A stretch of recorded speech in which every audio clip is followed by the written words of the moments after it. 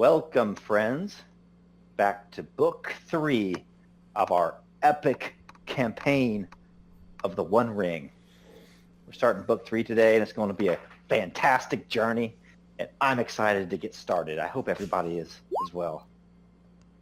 We have with us today a very small group for this game. We have Zypher, reprising his role as Goodwill Tuk-Tuk. We have the slightly sad Eravul, played by Tetnak, and of course our most lovable and cuddly dwarf Vidar, Oi! Played by Doc.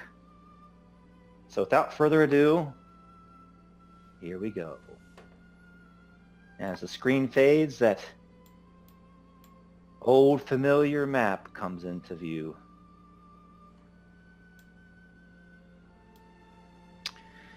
And so the road goes ever on and on, down from the door where it began, pursuing it with eager feet until it joins some larger way, and where it ends I cannot say. Or at least it was written, according to the Red Book of Westmarch. It was one Bilbo Baggins that penned those lines. But any matter, we've business to attend to. We have a tale to tell, and a troubling, terrible, but also triumphant tale it is. The tale of the One Ring. And now it begins anew. Our heroes have emerged from the wild.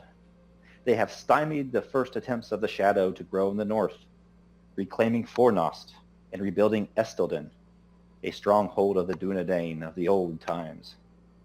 They have quelled disquiet among the Dunlendings, brought dwarven houses together under a single banner, and have investigated a growing threat in the east. Most recently, the companions have set out from Rivendell. After learning that Gandalf's suspicions of the One Ring were confirmed, they traveled in the company of Gildor until parting ways near Bree. There, along the road near the Barrow Downs, the companions heard fair but distressed voices on the wind. They pursued those voices and did battle with the ancient denizens of the Barrows themselves, the Whites, and eventually came into the care of Tom Bombadil. Old Tom is a curious fellow, and now the companions find themselves in his home. But first, there is trouble in Sarn Ford.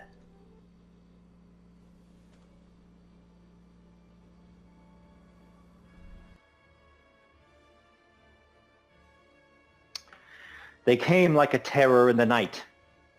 They fell upon the small garrison at Sarn Ford like a torrent of black hooves and swords in fear that fled before them. Soon after, the ford was controlled by the enemy. Any that stood their ground were dead. Any that fled were dead, except a chosen few. And those few now were cursed by a black horseman as he reined his steed. He met the others of his kind upon a bridge. They hissed as they talked. There are few survivors. Hunt them down. Go into the Shire. Bring us our treasure. Find the halfling Baggins. Baggins. Baggins. 100 meters away, Willward struggled. He was covered in mud, and his own blood and the blood of his brothers. His breathing came ragged. In the moonlight, he reached the road. He looked to his left. Seeing the riders against the moon, Willward soon thought better about traveling on that road. Gathering his wits, he spoke to himself. Keep it together, good sir. You'll do no one any good dead or captured by those black riders. Lord Aragorn and Eravul would no doubt like to, and he heard a screeching. Ah! No time for thought. Willward steeled himself into the night. He traveled north upon unknown ways towards Bree and towards his friends. That scene then fades away.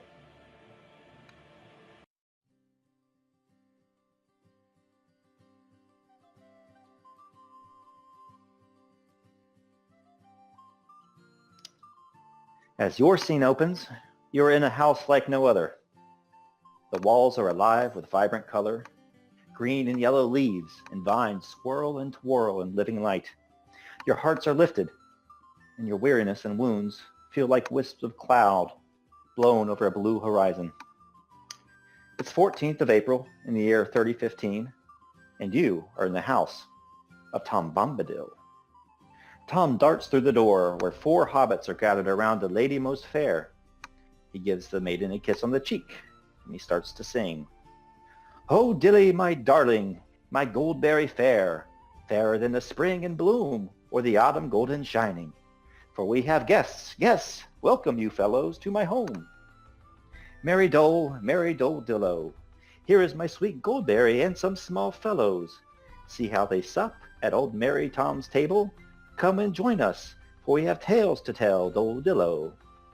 Of old cold wights and dust devils dim, old Tom and Goldberry feared no such thing. For in our house, our old forest home, we dwell in light and laughter.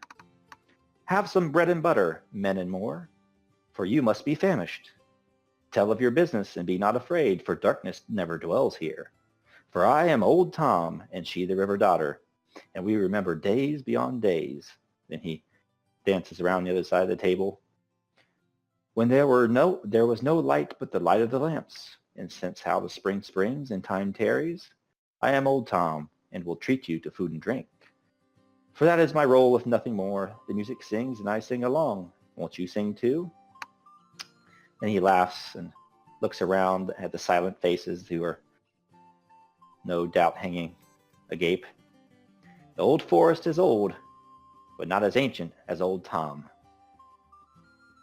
And as you all walk in, you see the hobbits gathered about the table, and one of them smoking a pipe, and they all are just stuffing their faces with bread, and one of them is reaching for maybe a crock of jam, and maybe a third one is slicing some cheese and spreading some honey upon it. And as you walk in, old Tom is dancing around the table serving everyone. Is that enough introduction? As Goody walks in, he looks at Tom, and he looks to Goldberry. "Oh, fair maiden, in your house we do feel welcome. Tea, scones, bread and trifle. We shall gorge on these till our breath stifle. Mead, honey, butter and beer. This evening we shall hold very dear. Thank you, Tom Bombadil, for inviting us to your fair home. Now, if you will excuse me, I am famished." And with that, Goody starts running towards the table to sit with the other hobbits and start stuffing his face with good food. Vidar walks in, and he has a huge smile on his face. His eyes are wide, and he's looking around as Tom is running around the table singing and dancing, and he sees the other hobbits at the other table eating food, and Goody, just doing his little introduction, and Vidar just kind of laughs. "This is great!" And he reaches out for a tankard of ale that's sitting on the table and pulls it up. "May I?" And he looks over at Tom. "Indeed you may. Drink your fill, old dwarf.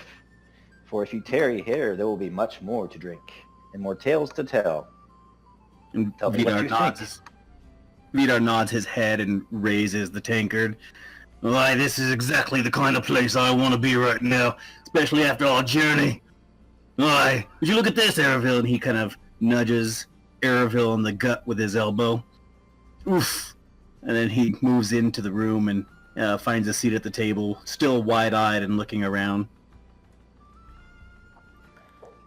Arvel is kind of bumped by Vidar, and he kind of bends over slightly, and his eyes scan, looking up and down and all around, very surprised in this place, where it is, how they got here, and the antics of this man. And his eyes kind of drift to the hobbits, and he feels at ease for the first time in quite a long time. Not just because of the journey, not because of his own sacrifices and family troubles of his own, not doing, but their sacrifice on the battlefield and whatnot. But he's always felt uneasy in life, and like there was something waiting, some greater destiny that he had to fulfill, and wasn't up for the challenge. But all that is kind of washed away in the house of Tom Bombadil. He feels almost peaceful. He does wonder who these hobbits are, but he has no inclination to ask. He simply walks to the table and sits down, smiling, not digging into food, but just relaxing. He says nothing. As Erebor sits down at the table, the two hobbits that seem closest to each other and most jovial, Merry Brandybook and Peregrine Took. Merry's puffing at his pipe, blue smokes wreathed about his head, and it's not very often that a hobbit eats and drinks his fill, but he has his belt unbuckled and is kind of leaning back a little bit and puffing on his pipe. I dare say, Pippen, a dwarf. We've come across a dwarf in this place. And Peregrine kind of replied, that's just unthinkable. Unthinkable. Oh, Master Frodo, I never thought I would get into such an adventure. And Frodo and Sam are on the other side of the table, and they just kind of give them a quiet smile and seem to be in a deep conversation of their own. As Frodo talks, he kind of absent-mindedly runs his right hand over a heavy golden ring that's hung about his neck.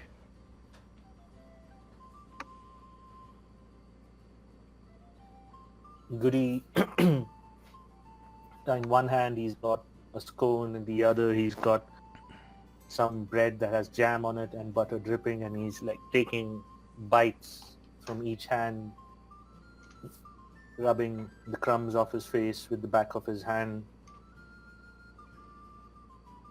Orville! Sorry. You must try these. These are the best I've had in a long time. And then he kind of goes back to stuffing his face. Now, did we say that Goody was a Took of the Tookish Tooks, right? Yes. So I think Pippin would maybe know you or know of you, He should. at least in acquaintance. So Yeah, so if he asks, I think when the name goes across, he would know. hmm And so kind of as Goodwill sits down from the table and perhaps emerges from the stout shadow of the dwarf, Pippin nudges Merry in the ribs. Merry, look! Not only a dwarf, they brought with him a hobbit. My lands, look at him. He stands up and looks at Goody and says, pleased to meet you, Master Hobbit. Out here in the wild as we are. I would never think to see such civilized folks. I thought we were the only ones to have such adventures and such misadventures as they were. And he puffs his pipe. You look quite familiar to me. And to me too, says Pippin. And Goody's still stuffing his face, and he stops for a moment. He kind of looks up at them and looks a little closer. Yes. The name is Goodwill Tuk Tuk. You could call me Goody. And, well, adventuring can be sometimes not so, how do I put it, Hobbit-like. I'm just here to make it more Hobbit-like. Ask these gentlemen. We stop for Levensies every day. And then he goes back to eating. And Barondir and Grimoire and Aglaron are a bit more aloof. They stand in the back. And as the Hobbit mentions the Levensies, Aglaron just kind of rolls his eyes a little bit. Yeah, Vidar, he raises his tankard and turns to that. Oh, Elevensies is my new favorite mealtime. And he goes back to drinking and eating. Yes. You should have listened to this dwarf when I first met him. Gruff as one can find him out in the wild, but after some time with this hobbit, He's becoming more hobbit-like. Goody whispers to the other two. Arvel looks over at Goody and he says, or perhaps his heavy purse. And Arvel is certainly not one to jest, but you might take that as a joke. Goody will kind of nudge Vidar. Vidar, I think Arav try to make fun of you. This place does push back the shadow. Well, that Solon boy tried to make fun of me. He must be drunk. Well, tell me your names, good hobbits. We've not had the pleasure of knowing who you are and what are you doing in the middle of all this. Pippen and Merry are the first to stand up and be quite proud, whether their mind is a little bit dulled from drink or they're just feeling in good spirits. Merry leans forth. Very well. My name's Merry Brandybuck of Brandy. Of where they live? Buckville? I can't remember. Buckland, isn't? Buckland, yeah, Buckland. And it was Peregrine Took. You can call me Pippin. I suppose we are related in some way, and that makes you not only a friend but a family to me, good sir. How about it, Mary? Give that hobbit a pinch of the old Toby. Absolutely, Pippin. He kind of reaches down into his pouch and starts to hand Goodwill took a pinch of pipeweed, and he draws his hand back and says, "That is, assuming that you have a worthy pipe." Indeed I do. But let me share this with you. While you may have the Toby, I do have something a little more special. And he gives them just a little bit of that special leaf that Radagast gave him. Not too much, just a pinch. Try this and let me know if you like it. And you, Mr. Pippin, I do have heard about your tales from the family grapevine. And Goody is going to kind of look at Vidar. Keep your purse on you at all times. Vidar looks down at Goody, and not even considering that he's obviously trying to whisper that to him, immediately makes a show of grabbing his purse. Why, my purse? What's wrong with my purse? And then he grabs it and pulls it out, looks at it, sees that it's heavy. Well, it's just where I want it, just the way I like it. Puts it back inside of his mail. Goes back to drinking and eating. Yes, keep it behind your mail, Vidar. It adds a little more armor. Vidar here, and he kind of turns to Pippin. He's one of our best fighters. He stands in the front always and takes the knocks for us. And Arvel kind of smiles and says, been hit in the head once or twice. That's why he might seem slow. At that, Vidar leans over to Goody this time. I think that's another joke. Yes, something indeed wonderful is happening to Aravu. I think the clouds are being lifted. And Either that or there's too much smoke in this little house and he's just getting just a whiff of it. And Arvel is he's sitting very straight with his hands just kind of on the edge of the table, just kind of with this little small smile, like he's like a kid, just kind of looking over the table at his parents or something. Well, I have met you two fine gentlemen, but who are your friends, Pippin and Merry? They seem rather quiet, unlike hobbits that I've met before. Well, one of the two other hobbits at least has a sweet spot for the leaf. And as soon as you kind of challenge the old Toby, Sam Gamgee kind of leaves his conversation with his brown-haired friend and nearly climbs over the table. And it says, Sam Gamgee at your service. You say you have pipeweed that's fit for the old Toby? And then the hobbit that kind of was in conversation with Sam just kind of like, puts his right hand to the forehead and kind of looks away. It's a pleasure to meet you, Sam Gamgee. Yes, indeed. I thought that old Toby was a smoke to behold, but this is something unique. Here, have a pinch for yourself and let me know what you think. Yeah. As you say that, Tom has, refilled all of your drinks, and he holds out his right hand and just like automatic, like not magic, but it was there one minute, it's not there the next. Is a beautiful long-stemmed pipe that's inlaid with gold tracings and emerald ornate leaves. And he said, "Very well.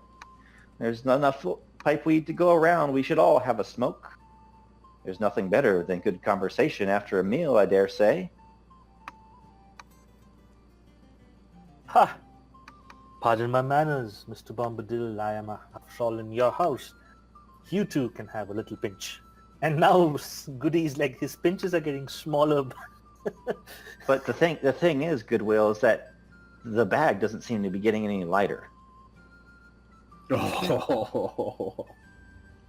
Goody kind of looks at the bag and his eyes widen. If anybody is looking at him closely, they would see them like literally widen, ready to pop out. Huh? Oh. Well, here, have some more. And he kind of gives everyone a little more. And then he carries it down. Sam looks over to Frodo and says, "Come on, Master Frodo. You have a pinch too. You need something to lift your spirits." "Sam! Underhill, you woolly-headed bumblefoot!" Yes, Mr. Underhill. Mr. Tuk-Tuk, this is my friend, Mr. Underhill. I'm his gardener. That Frodo is interesting. stands up and gives you a bow, and the ring kind of swings forward as he bows and kind of somberly sits back down. Well, this is the first time I've heard of a friend and his gardener adventuring. Underhill, you say? Well, it's a pleasure to meet you. He almost says, Mr. Underhill. And Goody will kind of make a sidelong glance at Arabule. Yeah, let me ask a question because I don't remember. Did we have any do we have any knowledge of Frodo or those guys? I can't remember if we were told in Rivendell or not. Yep. You were told just Frodo and Sam. Yeah, we were told to look for Mr. Underhill. Yep. So Arvel kind of turns his head and looks down at Frodo and Sam. "Ah, Mr. Underhill, we've been looking for you." And he says it with just matter-of-factly. And somehow there's a shadow that falls over the room, even in this place of light and laughter, and it seems to you that Frodo shrinks back a little bit and becomes diminutive, and his right hand kind of reflexively goes to his breast where the ring is kind of hanging beneath his shirt at this point. To him, it would seem that through his filter, even though everybody's having fun, that a bunch of armed men, one of them a famed fighter, all of them seeming quite capable, have come into this place of peace. He said, "I don't know if we should tarry here, Sam. It seems like no place is safe any longer." Tom Bombadil kind of skirts behind him. "Say here, you have no reason to worry, little master. That thing about your neck, that little trinket there, don't bother, have it here."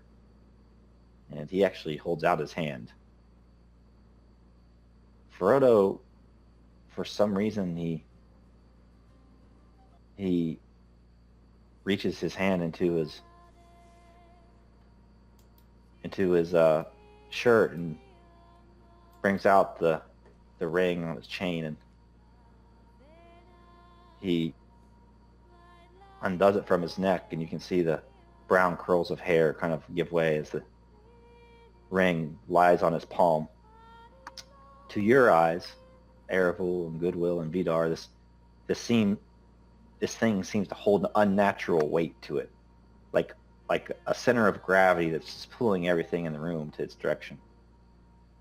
Even Pippen and Merry's eyes go wide, and the smoke seems to form a halo around the ring as Frodo hands it to Tom Bombadil.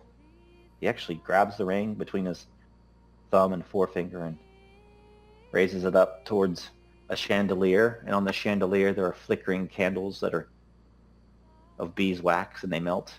And he looks at it, and he says, "I remember such things. Old Tom is as old as the hills, older than the old forest, and so is the river's daughter." And Goldberry at this point has left her seat, and she's singing softly in the corner, and that's because of the soundtrack you hear. He says, "But you are in the house of Tom Bombadil. Such things hold no power here. Nay, they are nary but a trinket. I suppose this burden will be yours again, but know that it does not hold all the power in the world, and there are still some things that can stand against it." Tom smiles and skips around the table, just nonchalantly, like you would a quarter at a party, flips it into the air, catch it, and reaches behind Frodo's ear and plays like a magician's trick and produces it again. "Here you go, little master. I will give this to you again. Just remember that this ring of power, well, there are still some that can resist it." Then Goldberry stops singing and the shadows kind of recede, and the mood returns to one of light and laughter. Frodo seems a little bit buoyed by this and slips the ring back onto his neck, and he looks at the adventurers that have just walked into the door and at Tom Bombadil, who seems just to not have a care in the world about this thing. Like he can't even enter his universe or cause anyone harm. Vidar's at the table when all this happens, and he's sitting there holding the tankard with his mouth open. His right eye is kind of narrowed, and his left eye is open wide with his eyebrow raised. And he's just silent at what just transpired. Something, but he doesn't know exactly what it was, but he could feel the mood change. Just holding his drink and not saying anything. Gives the ring back and starts dancing again, and Vidar, almost like out of a trance, snaps back to it and shakes his head. "Oi! This place be a place of magic, it seems. I think I shall have another drink." He shakes his head and picks up the little cask that has the ale and pours another tankard. Me too, me too, me too. All the three hobbits say. Frodo doesn't have one, but the other ones just kind of reach forward to get another drink and refill their pipes. And Goody is going to look at Tom Bombadil and "You, sir, have a way about you that I've only seen in two other men. One lives in the forest, just like you, Radagast the Brown. A great good wizard he is. And the other, Gandalf. Do you know Gandalf, Mr. Tom Bombadil?" Tom stops and he looks at you with his twinkling eyes and his blue jacket and his gold wide-brimmed hat. He says, "You, my good fellow, I know many beasts and I know many men. Many beings tread here asking for friendship, and I am very eager to give it. Indeed, I know old Radagast and old Gandalf. Though they are not of my kin, I sit apart from them, although I count them as dear friends and companions." "Then you two, sir, by association, are now my friend, Mr. Tom Bombadil, for I can say that Radagast and Gandalf are both my friends too." And with that, Goody is going to take some more mead and start drinking. And he would say that loudly enough for everybody else in the room to hear.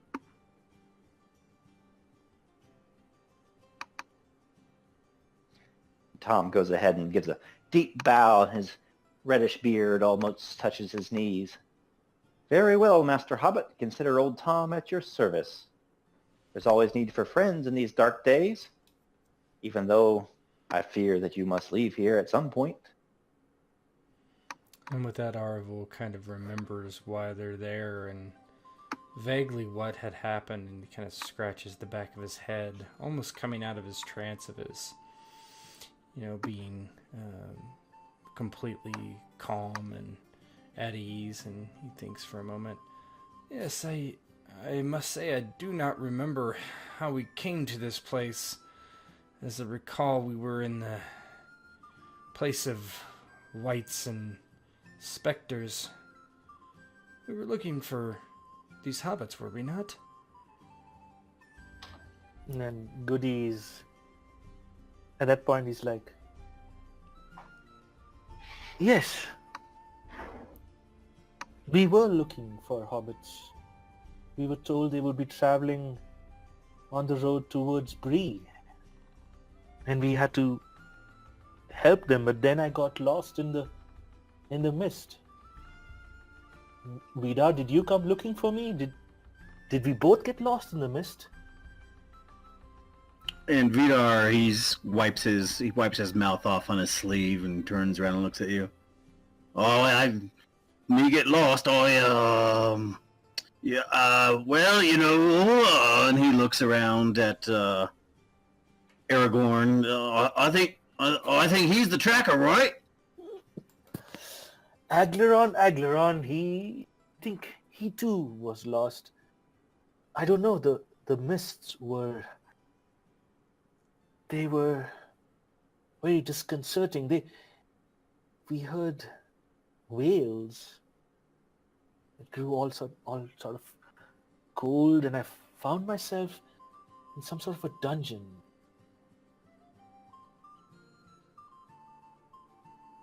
Wait, what? Now I remember. You lot, and he kind of points to the hobbits. You were in the dungeon as well.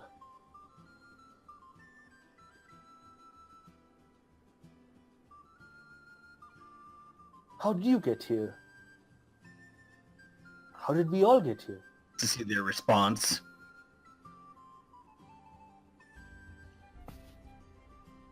And the hobbits seemed a little bit bewildered as well. And Frodo just kind of remarks and says, to be quite honest, Goodby, I can't rightly say. I do remember the cold, though, and laying there on the stone floor. I suppose I nearly met my end there, if it wasn't for old Tom. And as you look down, like somehow the dishes have been cleared from the plate, and your drinks are still there, and everything looks nice, but like all the dirty dishes are gone.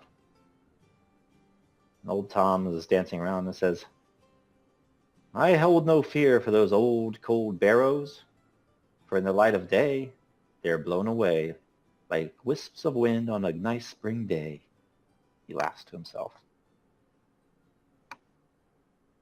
Yes. I do remember now. You were at the entrance to that foul place, and then all the wights disappeared. And we were searching for hobbits who were lost. Were we not? We were searching for... And with that, Goodwill looks at Mr. Underhill. We were searching for you, Mr. Underhill. We were told to come and find you. Yes. We set out from Rivendell at the behest of Lord Elrond and Gandalf, and we were supposed to find you and bring you safely back. By way of Bree. Yes, now I remember. I would like to kind of just gauge, the Mary, Pippen, and Sam are kind of a little more trusting, but Frodo, I just want to see how much he trusts you so far. Okay. So either of the three of you, I think Erebul and Goodwill will probably be the best for this. How do you want to either persuade, charm, become friends with, or impress Frodo? Do you have a trait, Cypher? Because I do. 1 minute. But I haven't really been speaking much, so it makes sense if you did it. Plus, he's a hobbit. I think Yeah. that Mm-hmm. is a bonus or benefit. Yeah, I would probably lower the TN to 14. It was going to be 16. Mm.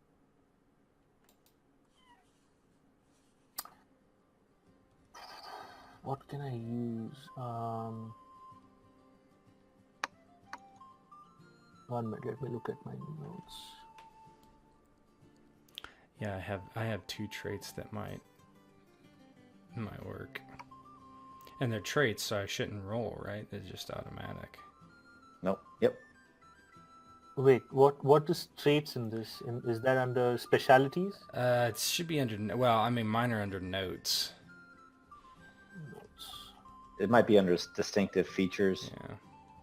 Yeah, distinctive features are usually or specialties even. Yeah, specialties. Okay. Yeah, I think go ahead, Aravul. If you have something, go ahead. Okay. I have 2 things. I have forthright and lordly, so I'm going to use them both. Arvel kind of turns and kind of sees the doubt on Frodo's face. Mr. Underhill, I am Arvel, son of Arafel. I am of Cardalon, a man of the north. And I will tell you that our days have been fraught with danger and loss and peril. And we do the bidding of Lord Elrond for the good of Irador and of all of Middle-earth, and he has sent us to stand at your side as I would of my brothers and my friends here, who I have shared many a league with and hardship.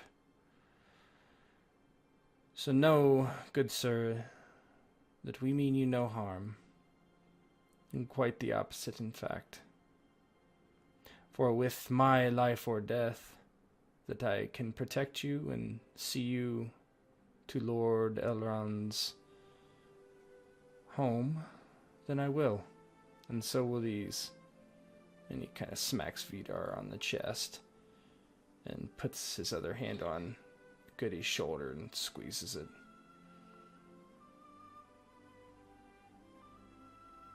And Goody is going to look into the eyes of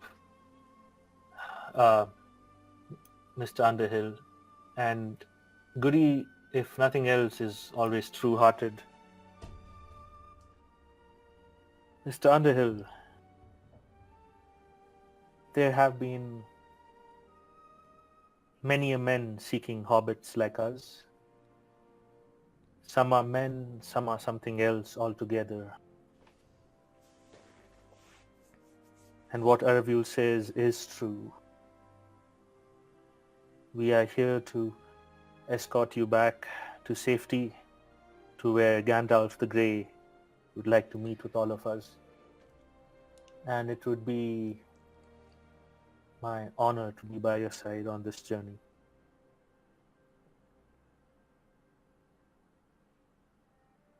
Vidar raises his tankard and looks at the group and looks over at the other hobbits. What I could tell you, the friendship and protection offered by these men here, and he waves his tankard around the group, is second to none. They'll be your friend, but they'll also protect you at your side like brothers. There's no way around it.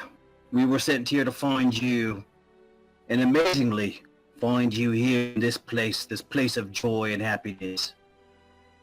I think it was meant to be. I think you being here and us being here together under this roof is proof enough that we were meant to meet and become fellows in this journey. Whatever it is we need to do to help you, we are ready to do it. And he nods his head and sets his tankard back down on the table.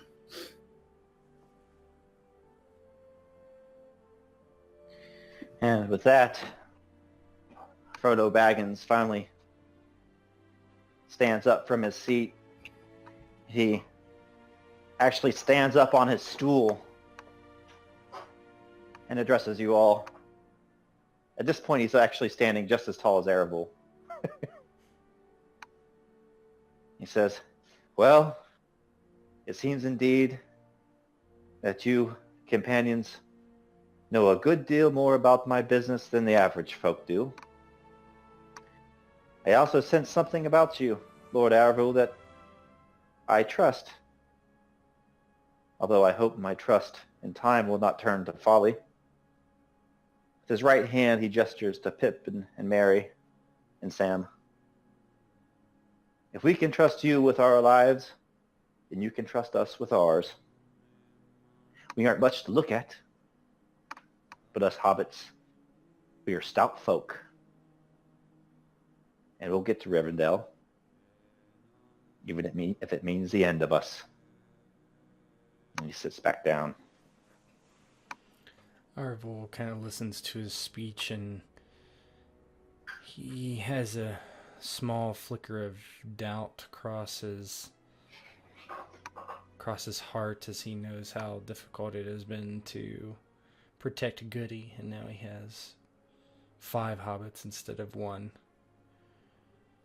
He takes a deep breath and says, "By my life or my death, I shall see it so, Master Hobbit. Come, let us enjoy this place for a little while longer, if our host will have us, before we set out again."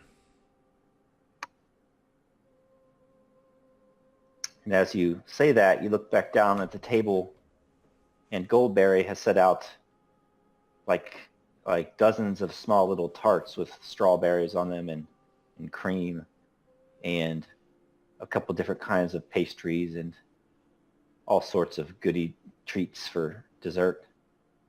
And Tom says, "I foresee that your days will be long and perilous ere the end.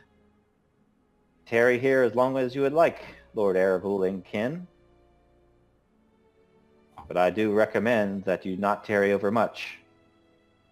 Although time seems to stand still here in the House of Bombadil, the time continues in the outside world like a river, ever flowing, never stopping, ever ebbing and flowing, while I live here with Goldberry, the river's daughter."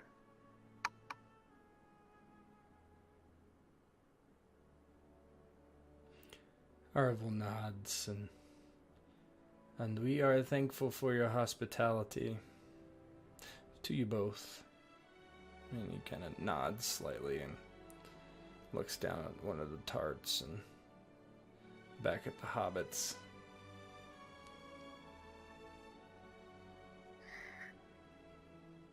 Vidar nods his head as well, kind of with a mouth half full. "We're very thankful." He's got some cream on his beard.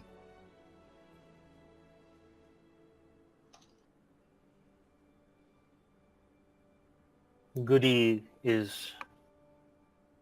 Ha! Yes. The road is long, the journey is tough. But for a little while longer, we shall enjoy your company, Tom Bombadil. And with that, Goody starts stuffing his face again. And unless there's anything out, the scene will fade as you guys all smoke and enjoy your companionship. And as the scene fades to black, you can hear Barondir start to grumble. Do we really have to start off in the morning? My knee feels quite better in this place. And we'll move on to the next scene. All right, a little out of character planning. So how long do you want to stay? It is, what did I say? It's 1 year. might feel like a year. All right, first of all, everybody, is anybody wounded? No, I don't think so. Let me make sure. No, I think I'm missing some endurance, but I'm not Yeah, wounded. I bumped that Okay. back up. I figured that. Shadow stays. Everything else goes back to max. Okay. Woohoo. What about fatigue? Yep. Well, that's just Back. that's just your. You're talking about travel fatigue. Yeah. Oh, have you that's gone taken- to 0. Yeah, good. And Yeah, it should be nothing. Total fatigue Yeah, is based on your gear. if you stay even one night, that stuff will go away. okay. So I said it was 14th of April when you arrive there. I say no more than like a day or two.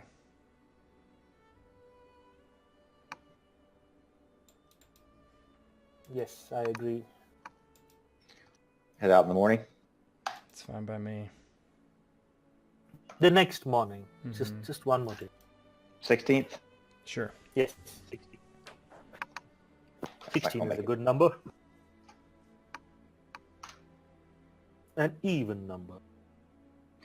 Okay, so on that day off, I'm sure there would be. And you don't have to, have a long-winded RP or whatever about it, but there would be some planning about what to do and how to proceed, and Barondir would raise the idea that most seem to agree is a good one, that eventually you are heading towards Bree, as you're supposed to meet Gandalf there, and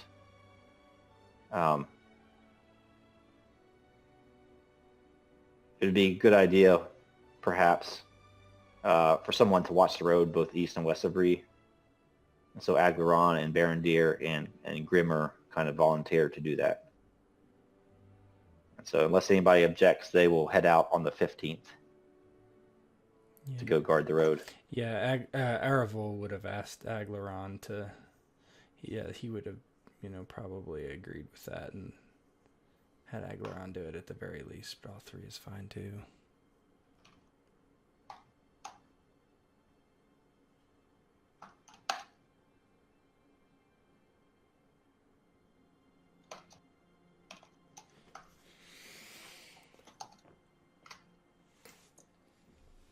All right. So in the morning, I think we'll set out. Now, there's a way on the road. You could kind of head directly out of the Old Forest, right along the road towards Bree, which would be kind of plain as day. Or you could head back through the Barrows and go to Bree that way. I don't the think distance of- think we should go through the Barrows. Plain as and day. you can do what you want, but Tom will tell you that if he'll show you as far as Bree, and that the whites will not bother you and that sort of. Oh, okay. Well, then I would stay off the road otherwise as best I could. Yeah, I think that's kind of the only way you can stay off the road. Yeah, if Tom's going to show us the way and the whites will leave us alone, then yeah, that's... Yeah. Yes. All right, so a little bit of geography. Over here to the left, to the west of where the Great Barrow Down is would be Tom's house in the Old Forest. And so basically, I'm not going to have you have a travel check because Tom's going to be with you. But basically, you're going to kind of go up through here and then into Bree. Yeah, that's That makes right. sense. Mm-hmm. Right.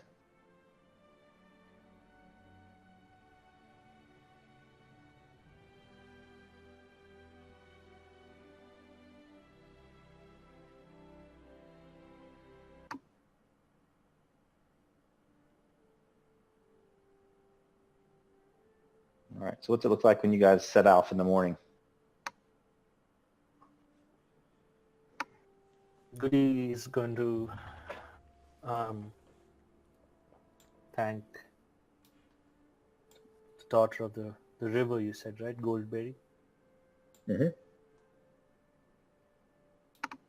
I thank you from the bottom of my heart, Goldberry, for your house has been a sanctuary for us during this perilous journey.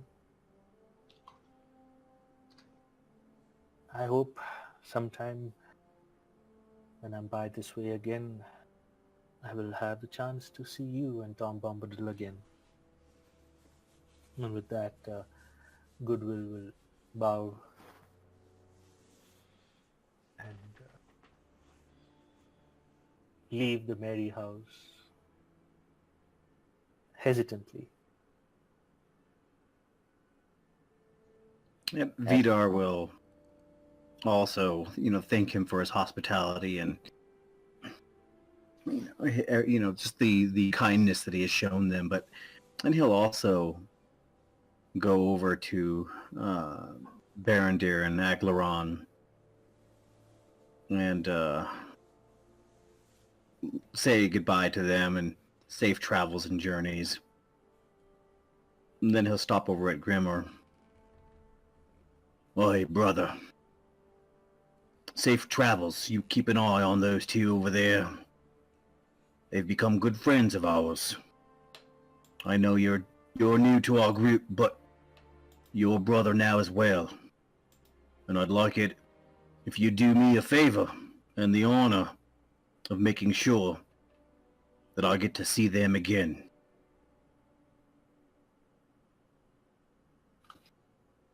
Grimmair just nods and says, "Indeed, Vidar, son of Goldar. I plan to defend these with my mark until the end if need be, and I'll keep 2 eyes on them as often as I can spare them." And Vidar kind of just laughs and nods and grabs him by the forearm, brings him in close, and slaps his back. Very good, well. Good travels to you. And he turns around and walks out with Goody. Arvel was the last to leave the next day. And as he's stepping out of the doorway, kind of looks back over his shoulder at Goldberry and Tom and gives a slight smile and looks Goldberry up and down and just kind of realizes that there's something very special about this place. He doesn't know what, but he had never felt as at peace here. And as he looks upon the distance away from the house, knows that he's going to be returning to the hardships of the world. And he pauses for a moment as that realization sets in, and with great difficulty steps forward and away from the house, not turning back, afraid that he will not be able to keep walking. And he will continue without looking back until it is out of sight.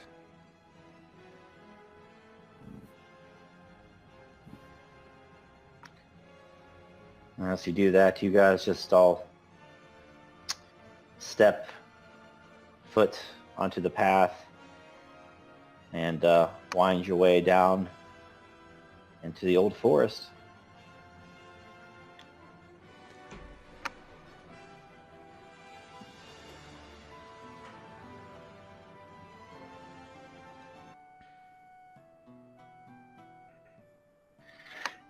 As you leave, you kind of Tom Bombadil is on a little pony next to you as you walk along. You can see Goldberry up at the house, warm light shining through the windows, and her white robes are flowing as she's waving goodbye to you.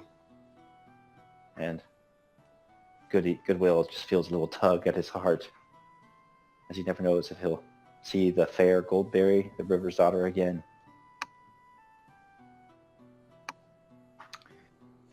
Eventually, up ahead, you see light filtering through the old forest, coming down through the leaves, throwing everything in shades of green and dancing shadows on the path, and that opens it up.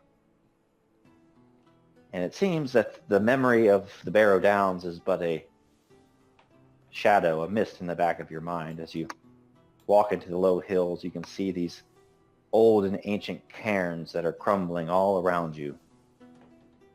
But where there's once mist, there is now green and yellow light. And all dread seems to fly before old Tom Bombadil in his bright blue jacket. And he says, "These old wights, they know to stay away, for they represent no danger in the light of day.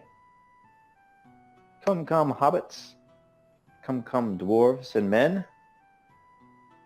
We will have lunch here on this cairn, and here we will sing. For there's treasures deep and treasures old. I will rescue the gold from the cold. Where it's laid for many years untouched, I will let it breathe light again and bring it into the world." And as he says that, Pippen and Merry are, "Okay, he said break for lunch, everybody. So we're breaking for lunch." Yes, yes. It has been a little journey all the way here, and I do miss that wonderful food. Yes, break for lunch. Arvel just kind of looks at the hobbits and... As you do so, they... Go ahead. No, he's looking like he might protest for a moment and just kind of looks to Vidar. "I'm still full from yesterday." Well then, I'll have your portion. Vidar goes to join the hobbits. Arvel looks to Tom Bombadil, and now that he's kind of away from the house, it's kind of this calm is slightly fading from him, and he says, "Tom, I wonder, how can you do all this?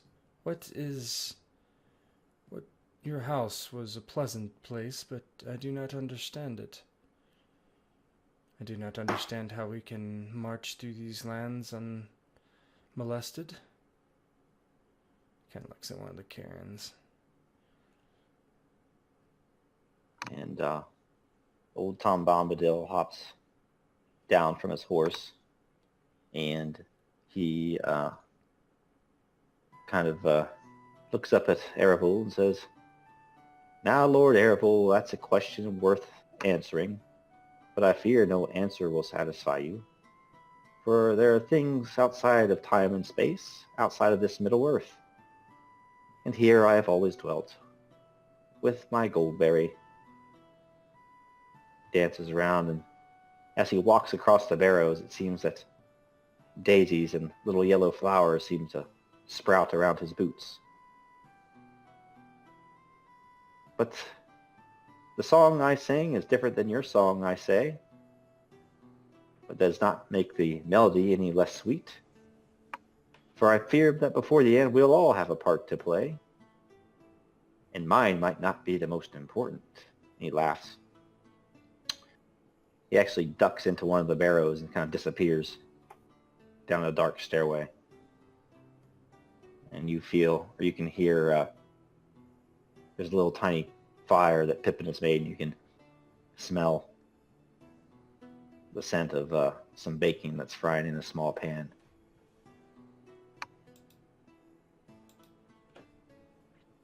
Arvel just kind of turns and looks to the small fire and looks to where Tom had gone and just kind of thinks to himself, but doesn't say anything. Clearly he doesn't and won't understand and he resigns himself to that fact.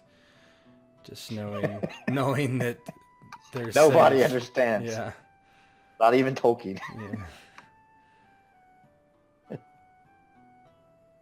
He kind of like leans up against a cairn wall, kind of just looking off into the distance, knowing that while they're with Tom, he probably has nothing to fear, but at the same time, old habits die hard as he just kind of watches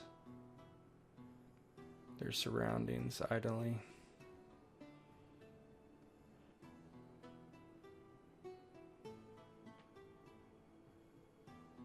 Over by the campfire, Pippin and Mary are each accusing each other of eating the other's potato. It seems there were supposed to be 2 potatoes left, but there's only 1 left. You ate my last potato. I didn't eat your last potato. It was probably Sam. He's the fattest. I didn't eat your tater. While they're quibbling on that, Goodwill is looking at Vidar. Oi, don't eat all of Aravul's food. Pass some here as well. You know, Vidar you do have a big stomach.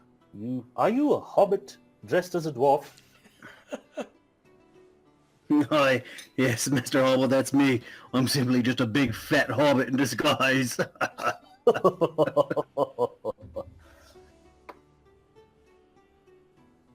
Well. Don't worry about Grimur. He'll be all right. I have seen him whack those whites when we were fighting them. Now all those memories are coming back. Yes. I'm glad we have somebody like Grimur by our side, along with you. We have nothing to fear. Now, share some of that food.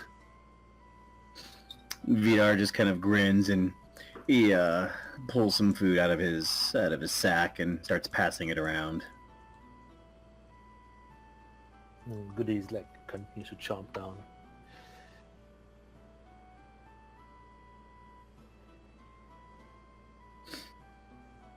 Vidar, have you noticed since we left, Aravul seems to be sulking again. If only we could stay there longer. I wish to know what Aravul was like in his younger days before the weight of the world was on him. Do you think he ever smiled? Vidar finishes chewing some food and kind of wipes his mouth off. I think Aravil is probably very much the way Aravil is now, just younger. That is sad. I hope not. I hope he had happier days before all this. Could you imagine that? A young Aravil, smiling and happy, running around in his knickers. And Goodwill is kind of drinking in some of the mead, and he kind of almost shoots it out through his nose. Vidar. Hush now, Vidar I think he's looking at us. Vidar kind of hunches his shoulders and side eyes to the left, looking around to see if Aravil's looking. Then he just kind of laughs to himself and goes back to eating and drinking.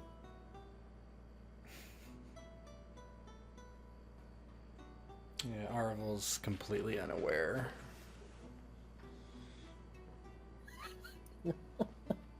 He is. His lips are pursed, definitely not smiling.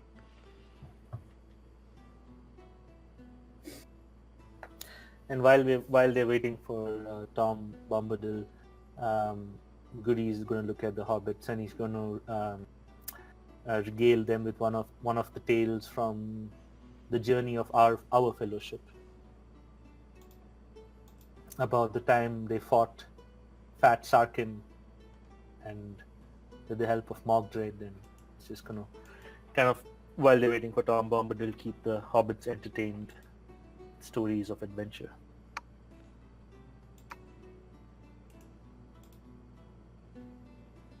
Do you have anything prepared, sir? Oh, well, I can prepare it on the spot. If you do that and make a good song roll with a 10 to 12, I'll give you an extra action point or advancement point. Ooh, nice. Okay. So as they're waiting for Tom Bombadil, Goodwill looks at the hobbits. Well, while we're at it, would you like to hear a story of adventure? Oh. Mary is lighting his pipe. Of course, Goody. I'm always up for a story of adventure. Though I've never expected to see myself in the middle of one. Well, this story, it's gonna make the hairs on the back of your neck stand up straight. And there's gonna be high adventure as I explain it to you what we did. We were down depths of Mirkwood. Mirkwood is the strange forest that lies to the east. Dark are its shadows under the canopy of its leaves. The trees go high and high and high to the skies. Nothing but the dark underside of the canopy. Within this forest we met some gentlemen we thought were unsavory. Mogdred was their leader. He came to parley with us. As we were talking, little did we know that we were being tracked. We were being hunted. And out of the shadows came spiders. Big, big spiders. And there was one in particular. A big, fat, gigantic spider. We knew not what her name was, but we knew it was a she. She looked at us, and she hissed, and she spat. Venom dripped from her fangs. There we were. How many of us were there? 5? Too many. Yeah. 8 of us. There we were, 8 of us, fighting 10 spiders. And the spiders leapt at us.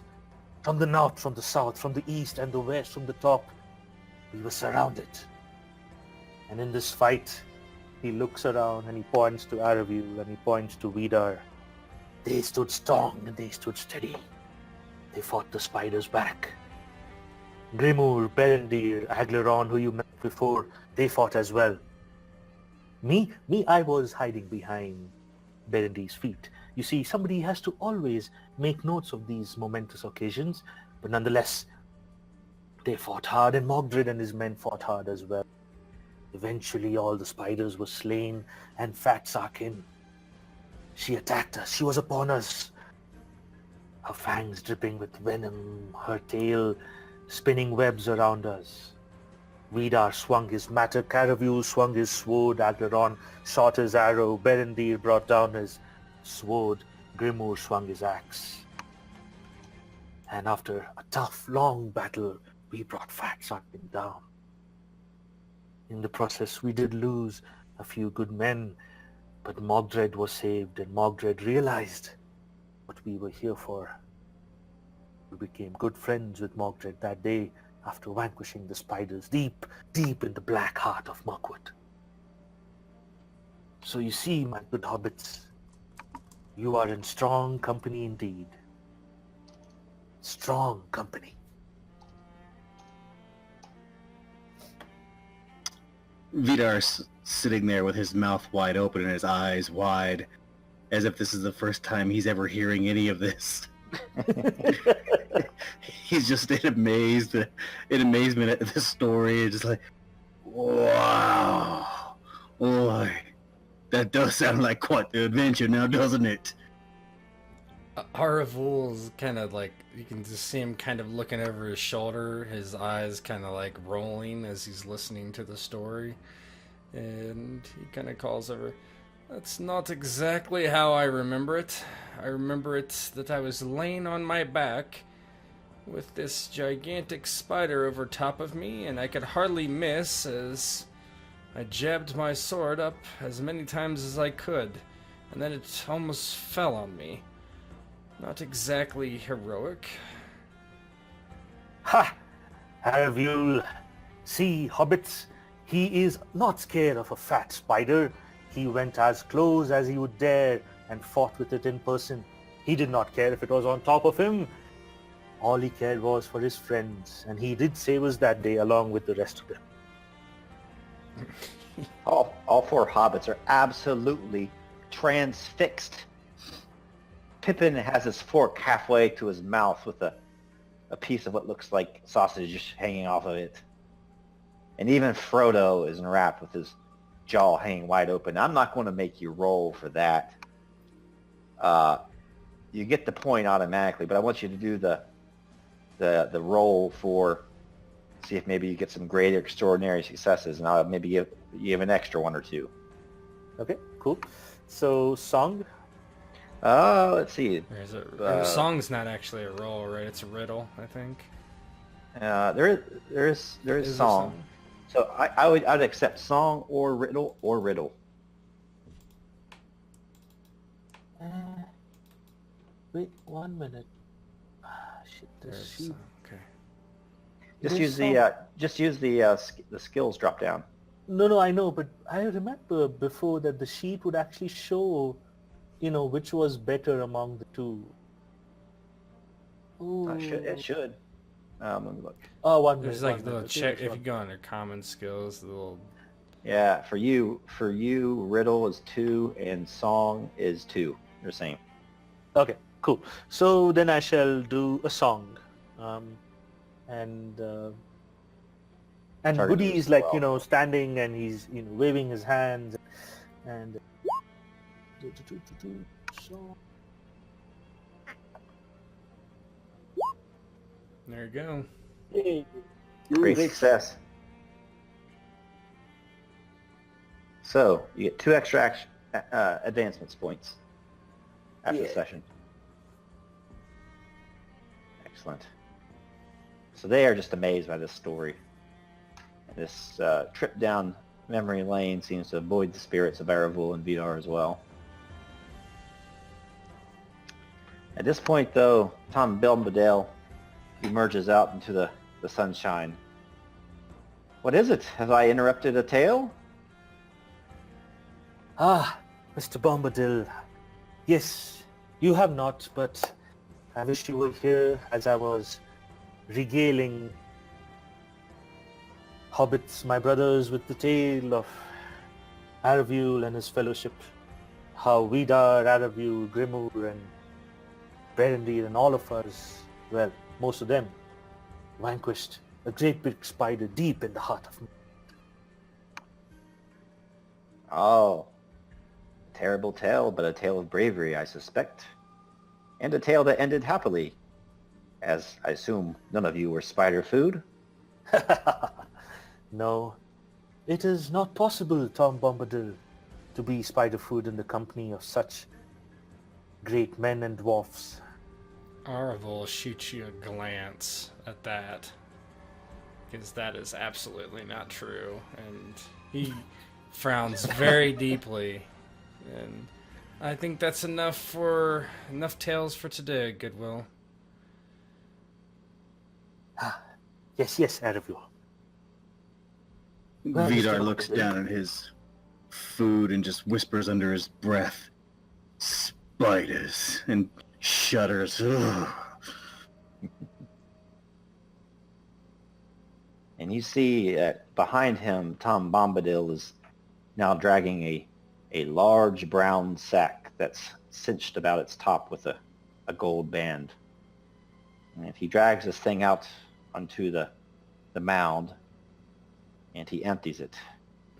And in the sun, you see all sorts of gold shining and silver weapons and blades as they kind of clatter onto the grass. There, Tom Bombadil bades the weapons lie. These may be free to all finders, he says, birds, beasts, elves, or men, and all kindly creatures. And now the spell of this mound is broken, and no wight may ever come back to it. He looks at Eravul. He says, I assume you and your companions would count that as glad news. Yes, anything that would prohibit a wight from returning to these lands and ensnaring the next man or hobbit that walked by, of course. Kind of looks down at the pile and kind of gives Vidar a little look, wondering when he's gonna just like jump on it. And Yeah, Vidar is wide-eyed and already walking towards it. As you do so, Tom Bombadil kneels over it, and he kind of rummages through it a little bit. Ah, I see here. Old knives are long enough as sword for hobbit people. Sharp blades are good to have if Shire folks go walking. And he picks up 4 or 5, actually, of these blades. They're all kind of ornately carved about their hilt, and you can tell that even though they've laid in this barrow for just hundreds or thousands of years, that they seem strangely untouched by time. And he says, "Here, take these, little folk. They shall protect you in times of darkness. As they once belonged to those brave, although they were gathered here in evil shadow." Frodo and Sam and Peregrine and Merry kind of step forward and accept their daggers. They look like short swords in their hands. Tom Bombadil also offers one to Goodwill. "Here, here. Take this."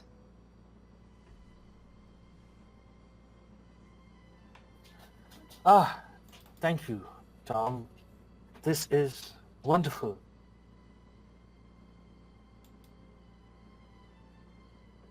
But what does it say on it? Are there any like inscriptions or? I think this would be a good time for Erebul to kind of take a look at this treasure and make a lore check. And you might even have a trait. Do you have anything about Cardalon or I have lore of Arnor? Yeah, I have lore of Arnor. Yeah. Ew. Yep. I'm gonna have you still roll Okay. just to see if I give you an extra advancement point. Sure. But basically, you know about Cardalon, that these weapons and the treasure here did not belong to the Whites. It basically belonged to the armies of Cardalon and that kingdom, Mm-hmm. and they eventually fell. So you can tell that tale, and you can make up something that's carved on the blades. That would be cool Yeah. too. What TN do you want me to roll against? 14 or? It's just average. Yeah, 14. Nope. Oh. Arvel kind of walks over and, "Do you mind, Goody?" Kind of seeing the inscription and seeing Goody look at it. Oh, not at all. Here you go, right away. Tell me more. Takes it and kind of like feels the weight of the dagger and kind of moves it in his hands and turns it over and looks at the inscription. I guess that would be what's the line, just a Dunic or something like that. And he kind of whispers something to himself.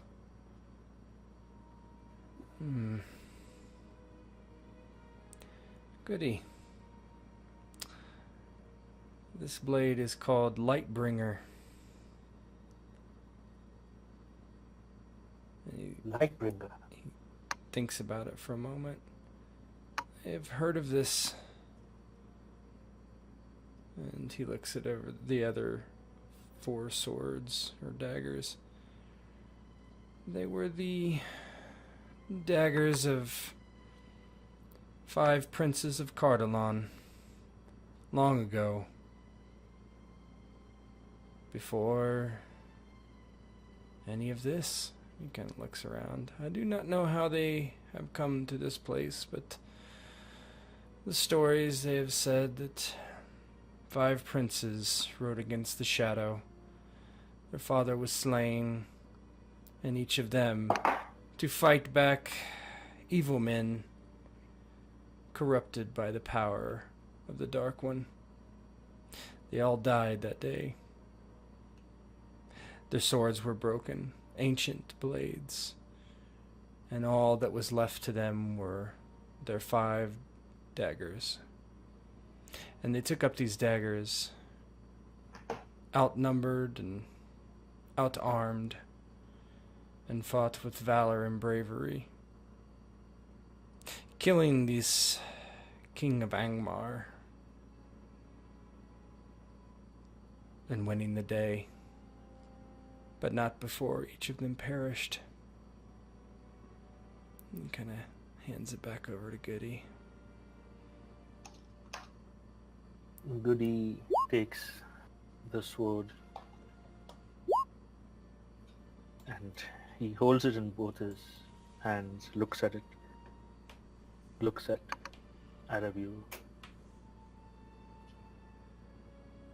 I, Aravu,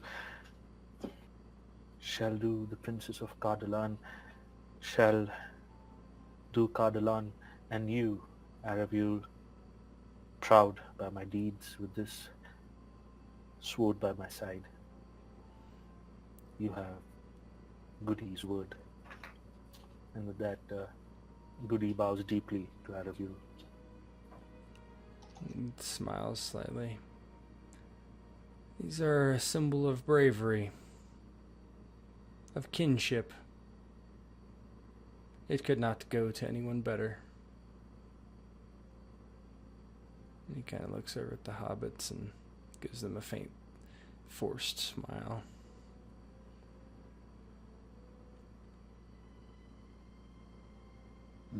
They nod and seem to be very intrigued.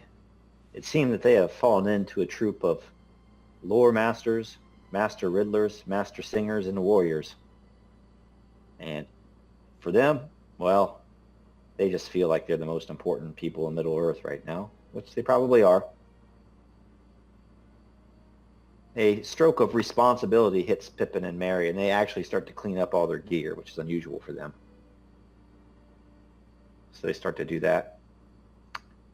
And the treasure is still laying there, so you can see what else you find in it.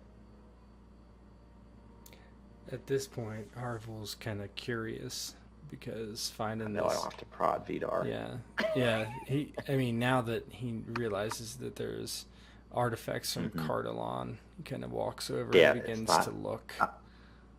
Not tainted, so Yeah. unless you roll an eye. Yeah, he's just more interested. He's never really been that interested in wealth, but artifacts of Cardolan, that's a different story. Yep. Goody will be looking as well. There is Goody's good old dragon sickness and treasure hunter.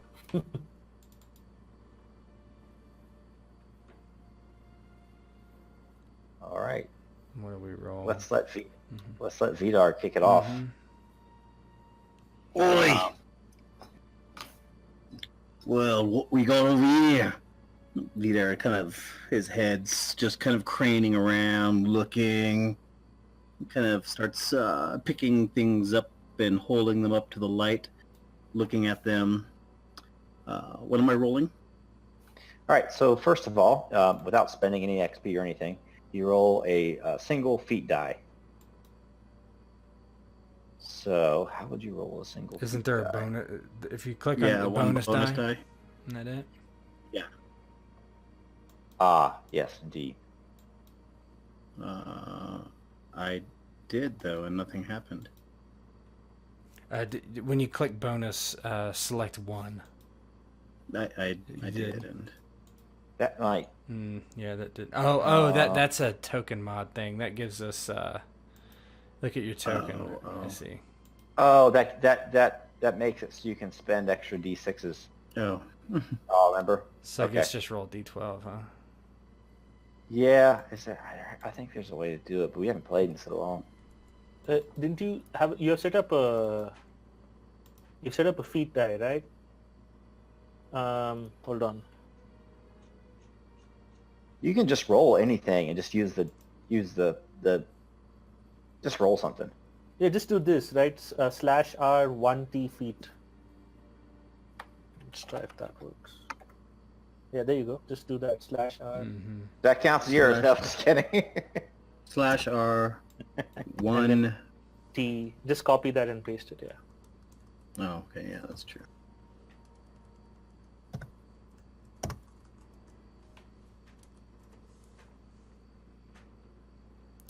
that Gandalf. Be the richest man in Middle Earth ever. Actually, I think I did set a Slash table R. up, but I'll figure it out last time. /R1 D Not D. feet. D. Just copy. Here's do this. I just made a token here. Hang on a second. You need to give us all access. See, if you go over the rollable table, That's what you need to do, minus the quotation. Okay.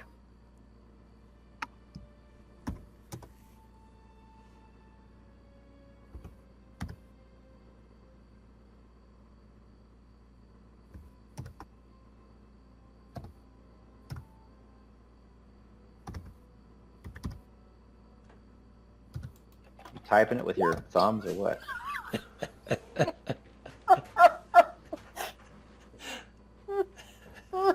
All right. Vidar, you simply get 1 treasure. Add 1 treasure to your already millions of treasure.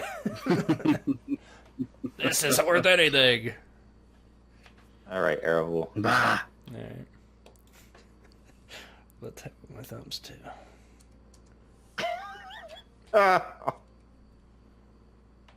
Shutouts. Goody. All right, so you all get 1 treasure. So maybe like a cool piece of jewelry or something, whatever.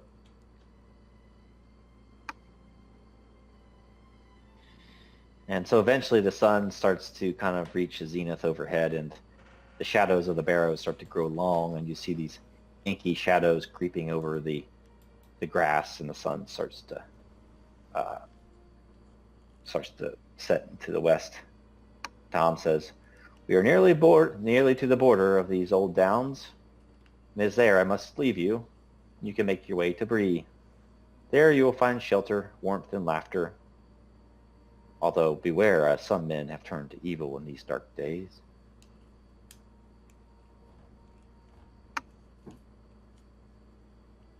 Tom,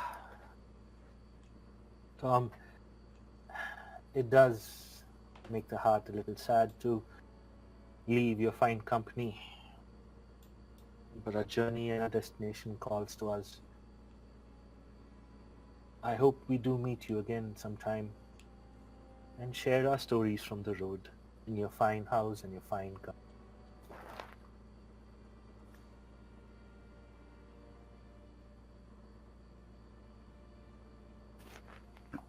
Yeah, That Vidar nods and, well, it's been a pleasure, I have to say. Thank you for seeing us this far. We will miss your kindness and your very, very good attitude. But we'll be off now.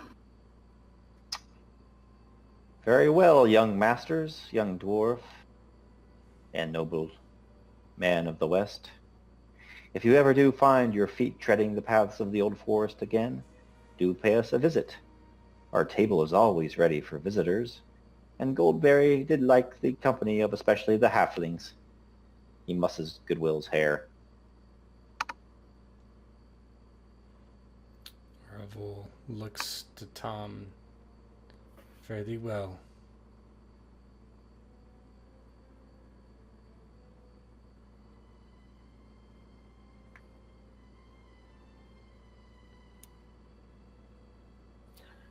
Come, hobbits.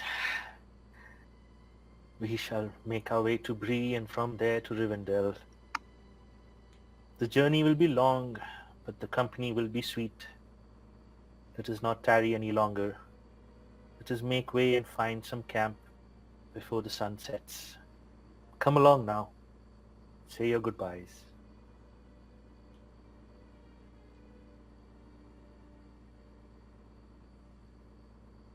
And all the hobbits come forth, and they bow deeply. They all have their daggers slung at their waists. Again, they look like short swords on the waists of the hobbits, but they're very proud of them. They feel like they're perhaps old warriors from the ancient tales. And perhaps in the back of their mind, they have fantasies of brandishing their daggers against the forces of the shadow. But for now, they humbly bow to Bombadil and thank him for the food and the tarts and the cream and the sausage and the kindness and hospitality. And they make their way towards Bree. And as the sun starts to set, they strike the road, and up ahead they see the walled city of Bree. And we'll move on unless anybody has anything else. I don't think so. No, not from me. Mm.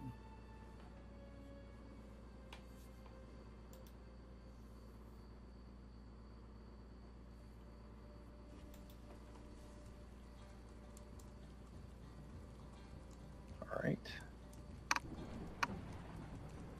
Should be able to see that. Yep. Yes. All right. 4-minute bio real quick. Sure. Sounds good. Should I pause the video, Ted? Nah. Okay. All right. Be right back.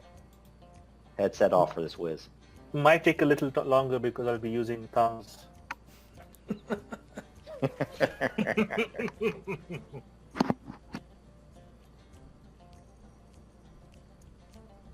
I need to find Vidar's voice again. You've only said "oh wait" like once, I think. Maybe not even. Oh no, I've said it. But I don't think Vidar sounds like Vidar. I gotta go back and listen to some of the old ones. And, What's it been, like 3 or 4 months? yeah, something like that.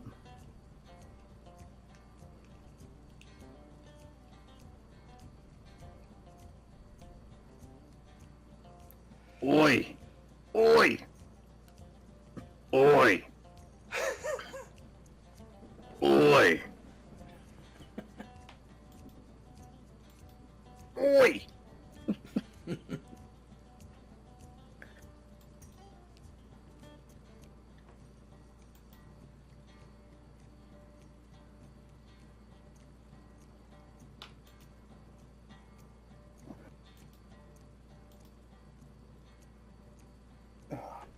Yeah, this is a fun game. This is definitely a nice change of pace compared to some of the other games. A little different.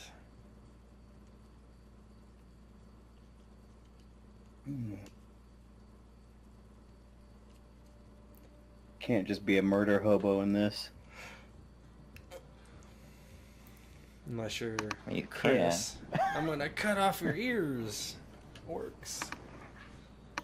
I would like to play a magic user. All right.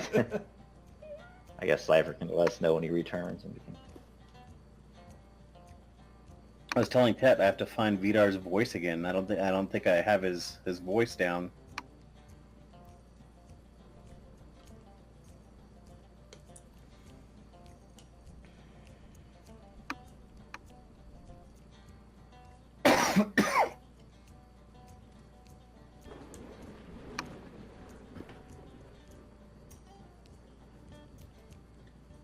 Man, you have 31 wounds.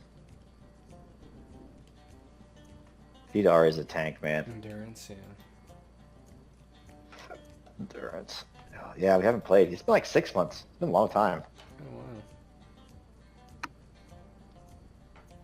Because I think we were going to start this last cycle, and we didn't. Because like the schedule was pretty full. Let's see.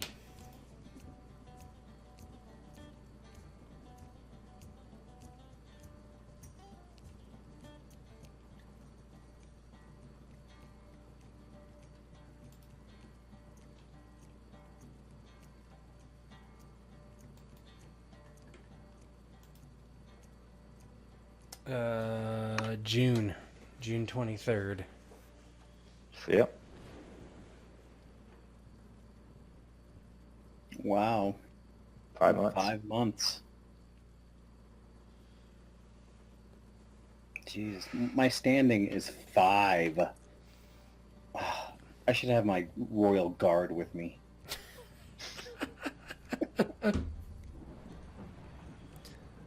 You should all be calling me Lord.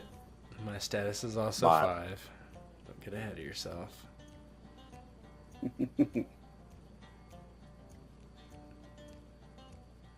Fine, I'm gonna make mine 6 then. King of Middle-earth. Just assassinate Dane or whoever's the king over there. I think it's King Dane. Yeah. Mm-hmm. Go murder Hobo on the Iron Hills. Just take over, throw your lot in with Sauron. It was dragon sickness, I swear.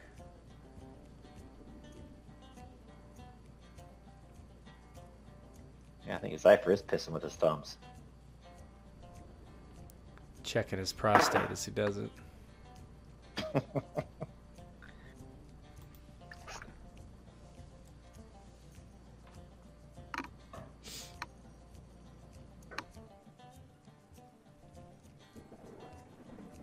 The RP just flows a lot better with 3 people. It really does. Well, you don't have to stop to let other people involve, as much. Yep. That's for sure.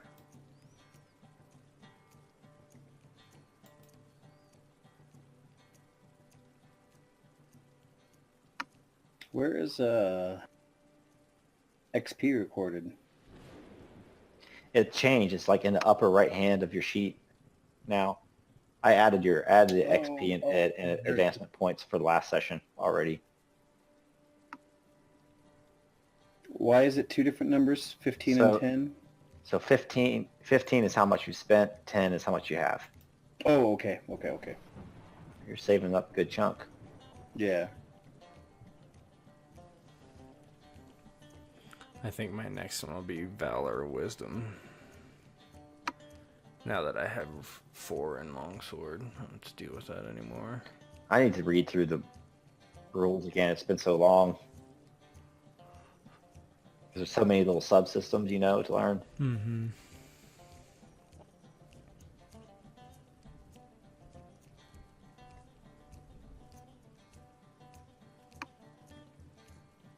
I think Goody fell asleep on the shitter.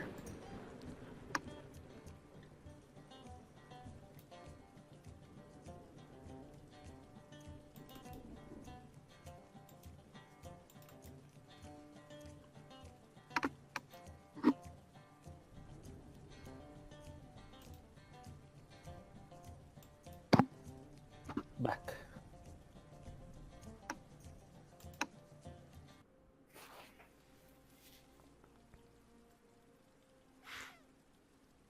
Are we rolling? Yeah, we're good. Yes. All right.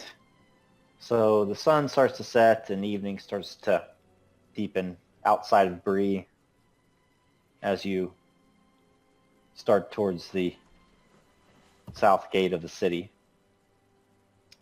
In front of the south gate, there is a kind of a shanty town. There are a lot of little tiny squat outbuildings with thatched roofs.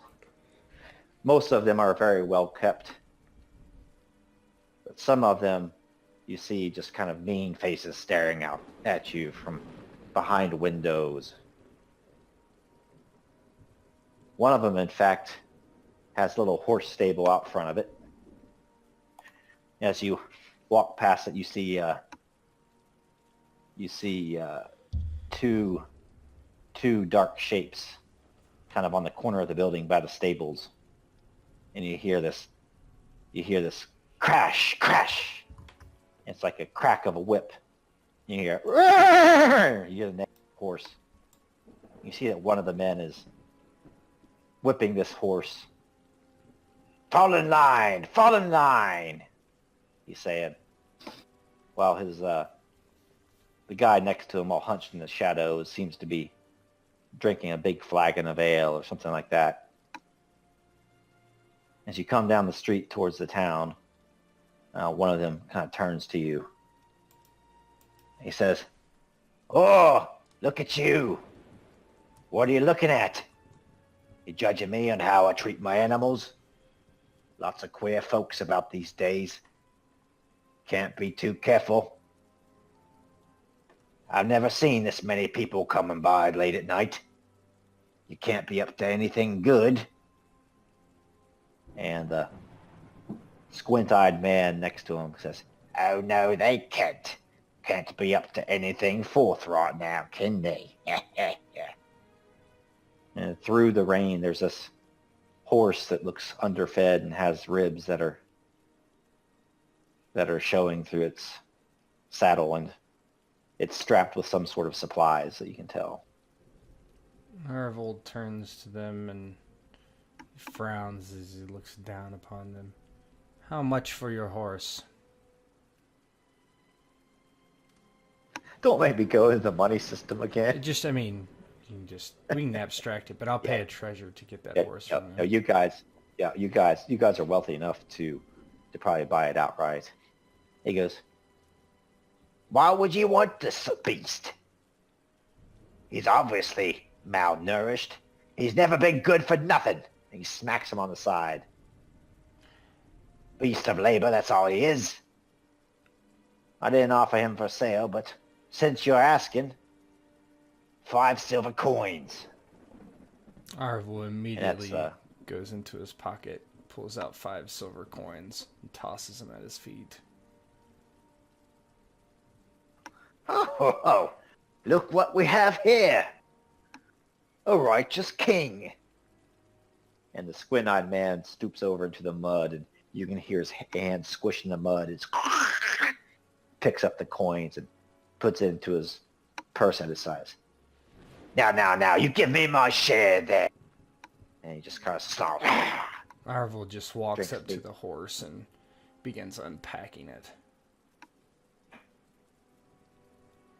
Not only are your pockets lined with silver, you're awful pushy now, aren't you? It's mine. I'll give you a fair price for this beast. The least you can do is tell me what you're up to in Bree. Heading to the inn. We're weary. And then he just unbuckles it and just kind of pushes the supplies off into the muck on the other side of the horse and begins to lead it away without saying anything else. No. At least do me one small favor. What is He that? says, "Take these supplies to the Prancing pony for me. There's an innkeep there. Fat man. Fat, greasy, disgusting name. I suppose he's kind enough and his beer is tasty enough. His name's Barliman Butterbur. Me and my friend was on our way into town with the pony here laden with his supplies. I guess you could have the pony, but I would hate the innkeep to go without his hops." Arvold kind of stops unbuckling it and quickly pulls the strap. Fine. Now be away with you. I've purchased my goods and I'll do you this boon. Not that you deserve it. And he kind of takes his hand and rests it on the horse's head and kind of strokes the mane. And he leans forward and whispers in the language of the north in the pony's ear. Adudan. Adudan. You're such a nerd. And with that, the pony kind of starts to straighten up, and its shoulders are not so stooped and hunched, and it seems to kind of be a little more proud in the rein as he awares that he's been purchased by a man of the West. And that is the tongue of the West is a lovely sound to hear in a horse's ear. He nods to his companions and pulls the horse along. Make a roll real quick. You want me to play a good guy, or you want me to play a good guy? Play a good guy.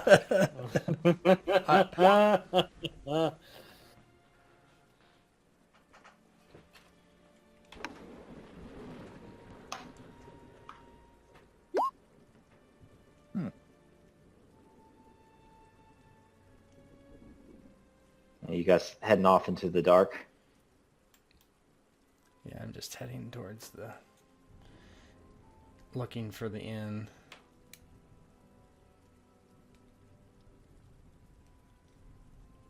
And as you guys head off into the dark with the pony at your side, Bill Fernie turns to his squint-eyed southern friend and says, I don't like the looks of them.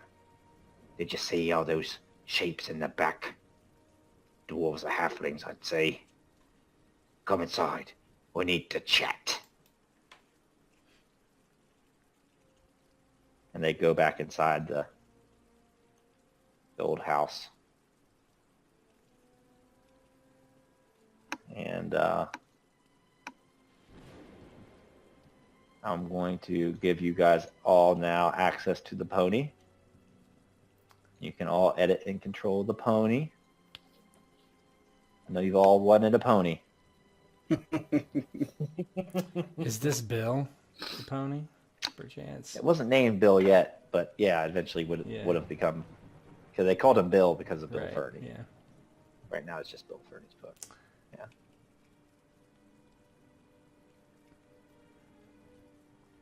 So as you continue walking towards the gate, eventually you do get to the gate. It's pouring down rain now. It's deep, dark night at this point.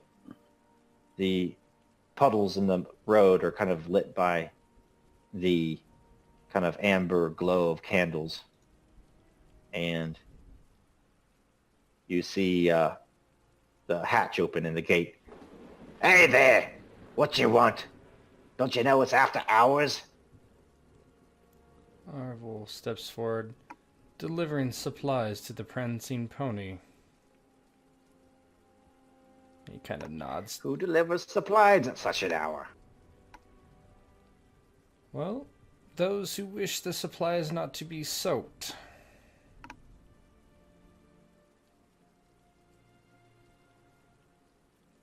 If you want your ale, then you should get there before this is all ruined.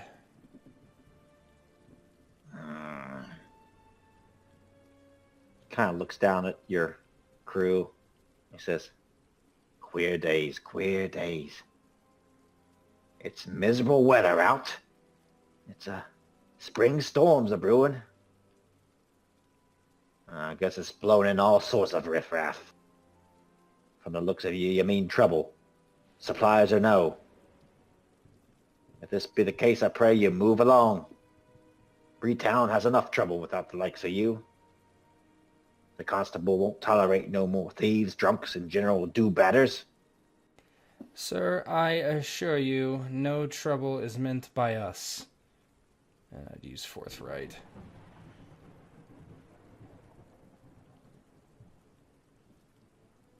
Very well.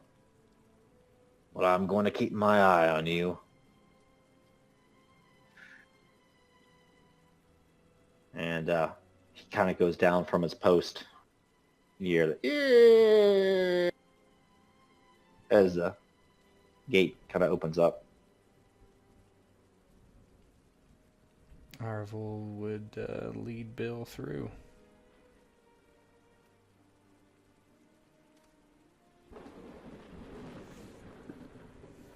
This is the same guy that the John stole the furs from that time.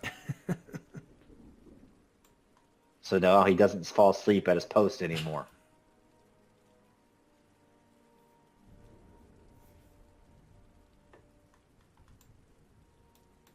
All right, so what do you want to do now that you're in Bree? Yeah, Arvel would be looking for someplace to get out of the rain. Presumably the prancing pony. Yep, Bree is a for this part of the world, it's a fairly large town. You do see up the street, maybe 100 yards or so. You do see the sign of the prancing pony kind of hanging and creaking in the wind and the rain. There are also other taverns nearby. It looks like there are homesteads, there are blacksmith shops, there are horse stables, anything you would expect from a small town. Yeah, do they remember Vidar, Goodwill, and I from leading men of Bree to battle in Fornost? We did that, right? I mean, obviously they're not going to just recognize us on the street, but... Right. I think that there were some from Bree Yeah, there definitely that joined were. you. I don't think it was a No, ton, it though. wasn't a ton, but... If my memory, like, I think that, like, what's his name? Brett's character tried to get more and, like, failed or something. Yeah, I don't recall, but... Yeah, we had a few, but I just... There were a few. Mm-hmm. Well, Arvel, seeing the prancing pony, is going to take Bill there to drop off the supplies. He turns to Vidar and Goodwill. Perhaps you should find a smaller place to stay. Somewhere out of the open. Oh, yes. It takes a lot to get these thick bones chilled, but that's exactly what's going on here now. I'm gonna get a chill in these bones if we don't get off these streets. And he pushes water off of his face and just takes steps through the muddy streets. Yes, we must get off the road. Where do you suggest? You said there were other taverns elsewhere, Bo, that we could see. Mm-hmm. Yeah, Arvel just kind of looks at one, and the one that probably looks like the least busy, and kind of points in that direction. How about there? After I'm done dropping these supplies off, I'll meet you. Get a couple of rooms.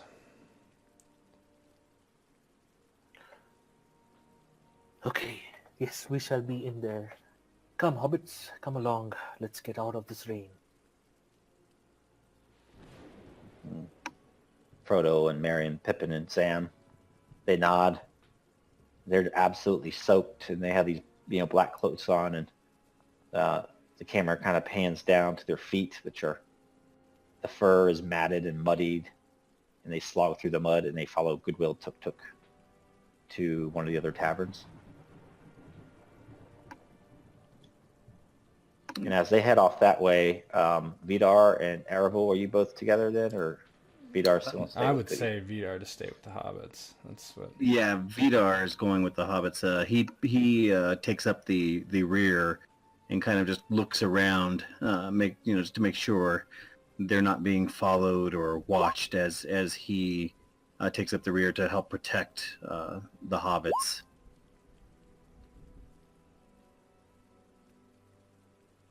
Yeah, as you head off into the night and leave Aravel with his new pony, you don't notice anything untoward at this point. And I'm going to move you guys to an inn or a room that you can get, and then the scene will kind of follow Aravel. That'd be okay. So, there, Aravel.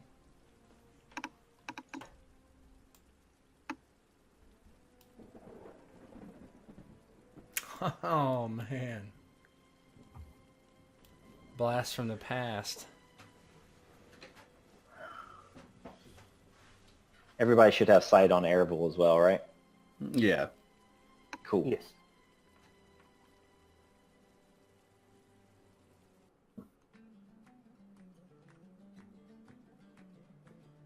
So the camera pans down of Aravel. It leads the ponies outside of the tavern right now. And from inside, he can hear all sorts of laughter and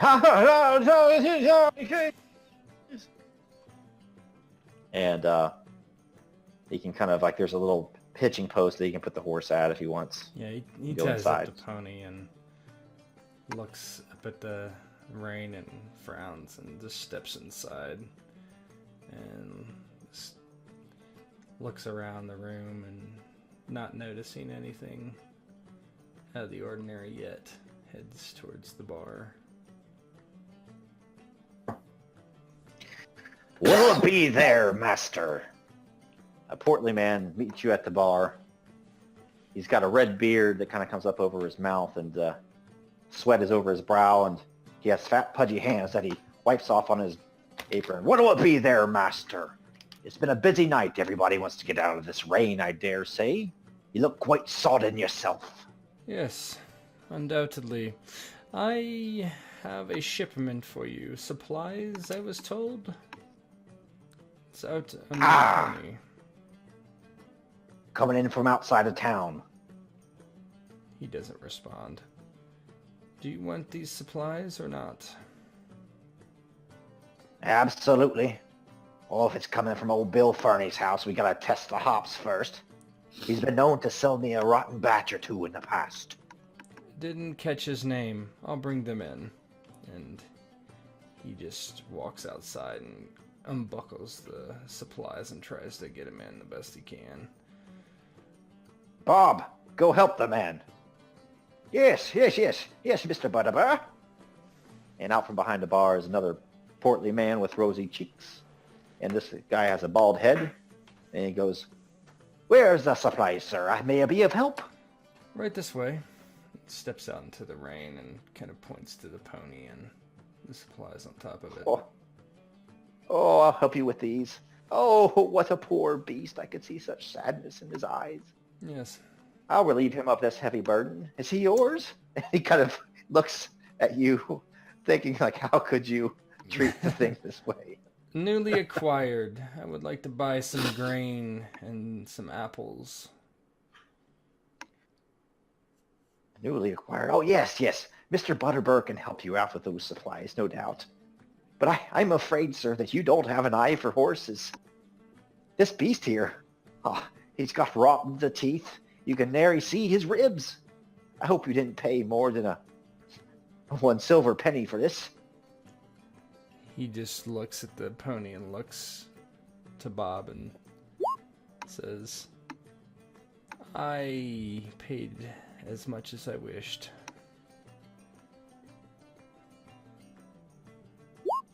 Well then, a man of means and a man with a kind heart, I say. Oh, I do suppose this beast will have a nicer life under your care than that of, well, whoever you bought him from. He helps you and goes back inside the prancing pony, and again you can hear the laugh. And, Mr. Butterbear, where should you have these? Oh, back in the pantry, Bob, back in the pantry. He disappears with all the supplies behind the bar. Well now, thirsty work. What will it be, sir? He looks at Barlaman and I'll take a tankard of ale and maybe a bit of a talk. A bit of a talk, well, as me mom used to say, I have no trouble finding words, although I have sometimes trouble finding my knickers. He just cocks an eyebrow and just waits for his beer. Again, he calls back there, Bob! Get the man an ale! Yes, sir. And a couple moments later, Bob comes out and he has a tray of crusty bread in the other and a couple tankards of ale and sloshes one in front of Aravel, and he disappears into the crowd and he's serving up the ales to everybody else. Arvel slides a coin over to Barlaman, probably more than would definitely be required, and says, when we came into town, the guardsman at the gate said something about queer folks in town. More than us, I'm assuming. New arrivals, that sort of thing. Oh, indeed. These days they're all coming up from the south. Displaced by, well, they say there's whispers of war even down there. And you know that ghastly business up at Dead Man's Dyke several years ago. I've heard rumors, but, well, they say we barely escaped disaster back then. But to get back to the point, yes, all sorts of rats been coming up from the south. It's hardly safe to go out at night again.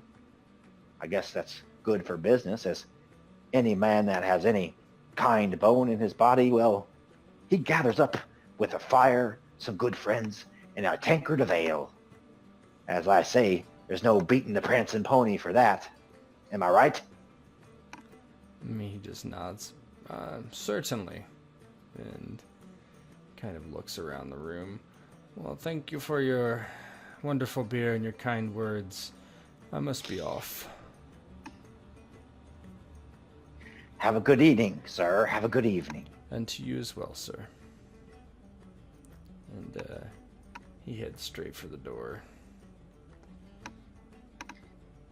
As you put your hand on the door, you hear a quite serious voice kind of call out from a dark corner. Eravul, son of Arafel, don't leave this place of warmth. Come hither. As you turn, you see two shapes that are sitting in the corner. Both of them are smoking a pipe. One of them, a regal-appearing man, throws back his cloak, and you recognize his visage as Aragorn, son of Arathorn. With his right boot, he takes a chair and kind of scoots it out your way. Join us for a drink, Lord. First, Arvel kind of spins on his heel, and his hand goes down to his waist, and then spots Willward and Aragorn, and takes a deep breath and steps forward, walking towards them. And he kind of nods, not wanting to be too loud in what he says. My lord, Willward?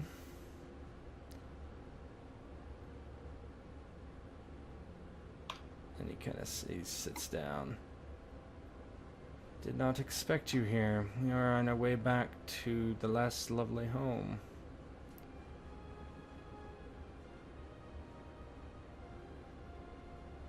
Well, I often come where I'm unexpected, says Aragorn. And it is sometimes at unexpected places where my aid is needed most, especially at times like these. I was hoping to meet up with you here, or part of your companions. And he sighs and lowers his voice. I was dearly hoping you'd be traveling in the company of hobbits, but I do not see them anywhere. He turns to his right. Willward is there, smoking his own pipe. For Willward here, of your kin, he has grave news to bring from south at Sarn Ford. Arvel turns to Willward and then kind of looks back to Aragorn. They are here. I sent them someplace less crowded.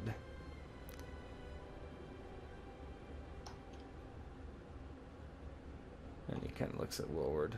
What is this news, brother?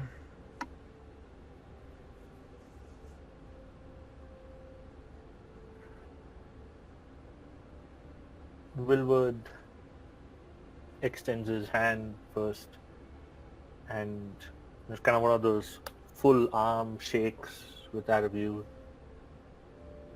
It is good to see you, Aravul. The journey has not been easy. Yes, I understand.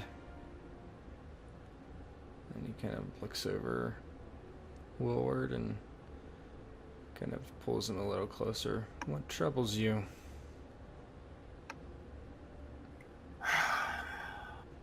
I was at Sarn Ford not a few days back.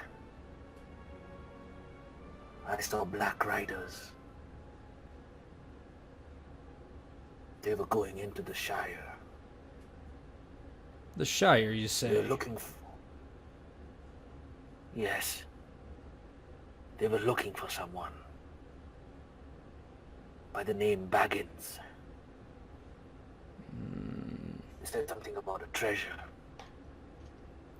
He looks at Aragorn and starts gnashing his teeth slightly. Yes. I've seen this treasure, although I do not know what it is. And he kind of looks at both of them. Well, on the morrow we should leave then. No tarrying. Will you come with us, Lord Aragorn?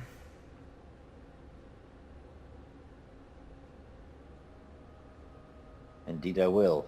Indeed I will. It makes my heart happy, certainly. And he takes a big exhale as the burden of command with him is just a heavy, heavy, heavy stone he carries.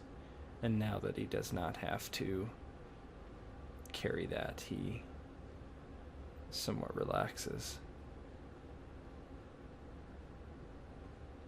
Well then, will you come with me to the rest? Vidar is with them, but I would feel better if they were protected by more than just the dwarf.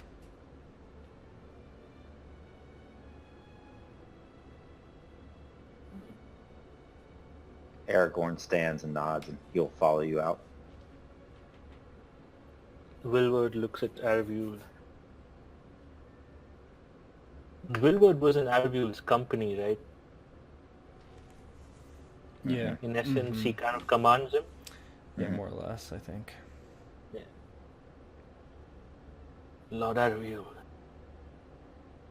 what is your orders for me? I too would wish to tag along and provide any assistance.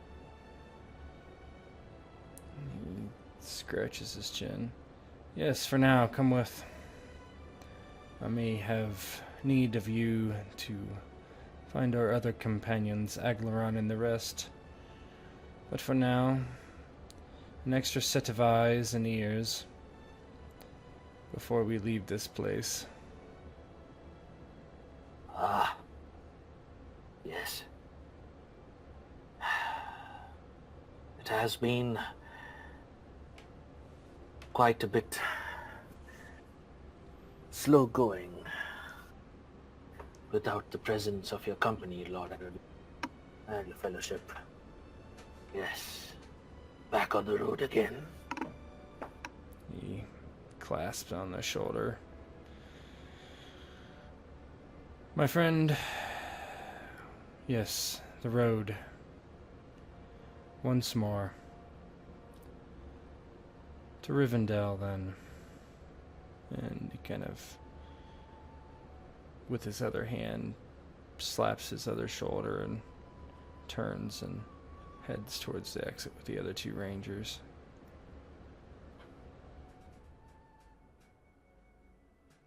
Aragorn will follow.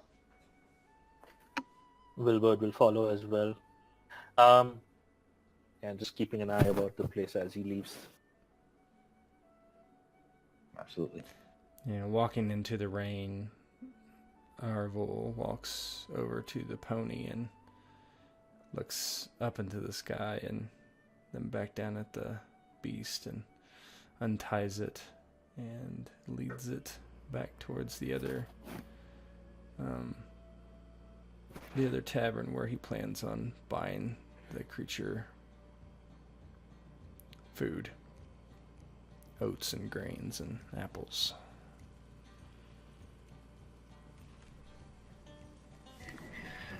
Do you walk back out into the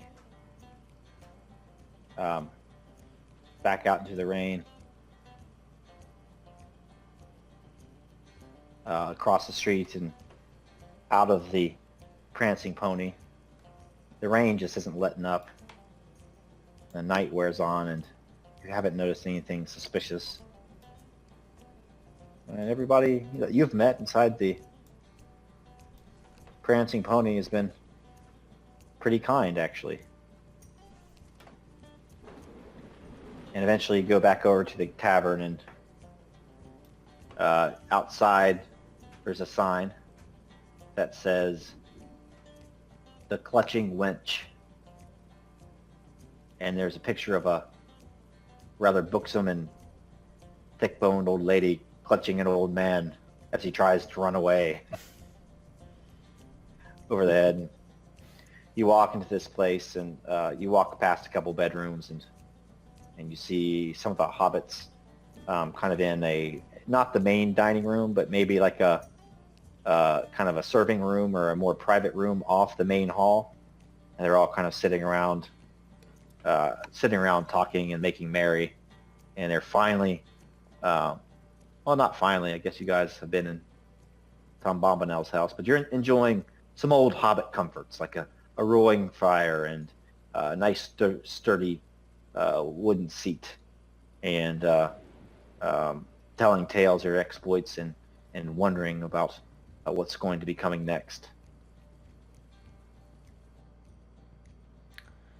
Now Arvel walks in and just looks to where they're at, and then goes to see about stabling the pony and getting it fed while Aragorn and Willward do their thing.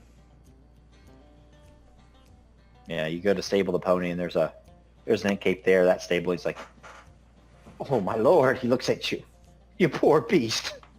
What has he done to you?" And they kind of look up and they see your rather fierce eyes, and they look away and say, "Oh, I'm soon death will come soon enough for you, and you'll be in peace." And Arvel goes about ordering like lots of grain and stuff for a new purchase. He says again. I dare say. And this new Inkkeep says again, like how you don't know horses, and you might have been ripped off, and the conversation repeats itself as often happens in these sorts of Yeah, books. he just kind of like almost rolls his eyes, but just kind of nods and yes, just take care of it, please. All right, so Bill is getting fatter by the minute, and he is stabled outside. Walk inside. So Goodwill Took, you are with the other hobbits inside enjoying some creature comforts, and you see Aragorn, Willward, and Erebul walk in out of the rain. With you is probably Vidar. And what type of tales is Vidar saying with these hobbits? He no doubt has some ale already and maybe some food. Vidar's been finishing off probably his second or third tankard of ale. And he's sitting there wiping the foam off of his beard, and they're sitting around the fire. He's looking at these hobbits. They look like children to him. Even at his height, they still look small. And just as they're Aragorn and Erebul are walking in, Vidar standing there with the shadows from the flames bouncing off of his face, and he's finishing up a story and saying, "Aye, and that's how I defeated the giant spider all by my lonesome. No help from any of them." And he turns around and sees them walk in. "Oh, oi, Ariel! Oh, I was just going over some of our old exploits." He just looks to Vidar. "Ah, yes, I am sure. Did you say something about all by yourself? I don't remember. I don't recall. We were just talking. Hey, Goodwill. Did you see who it is?" And Goodwill at that point, while the story was being regaled again, it was set up where Vidar would be Fat Sarkin and Goodwill would be one of the fighters. And Goodwill kind of comes underneath from Vidar's big belly, and he looks around and he's, Aragorn, I can't believe my eyes. And he kind of goes running and goes in for a hug, actually. Oh, there. Well met, Goodwill Took. I'm glad to see that you're okay. Gaze. And I'm glad to see you are okay, Lord Aragorn. It is indeed a sight for pleasure to see you here in Bree. And who's this? Willward! Aha! It's good to meet you again, Ranger. It has been quite some time. Yes, Goodwill. It has. Have you been telling tales to these merry folk? Ah, yes. Lots of merry tales, but Vidar's been embellishing them a bit. I can't keep him from doing it. Every time he drinks more, the stories get a little wilder. Well, you all are here now. Maybe you can keep him in check. Arvel just looks down at Goody. I doubt it. And he just looks to Vidar. Just let him speak, it's fine. He keeps insisting there were some folks who followed us when we were going down the Misty Mountains the last time. I don't remember seeing anyone. Do you, Aravul? He keeps insisting that they were there. His guard? Yes, his guard, but all I remember was... Goody kind of goes sad for a bit, but pushes aside. Just us. I don't remember any guard. I don't know if he's drunk or if he's making it up. And I thought I was the storyteller. Yes, I think he just wishes he had a guard.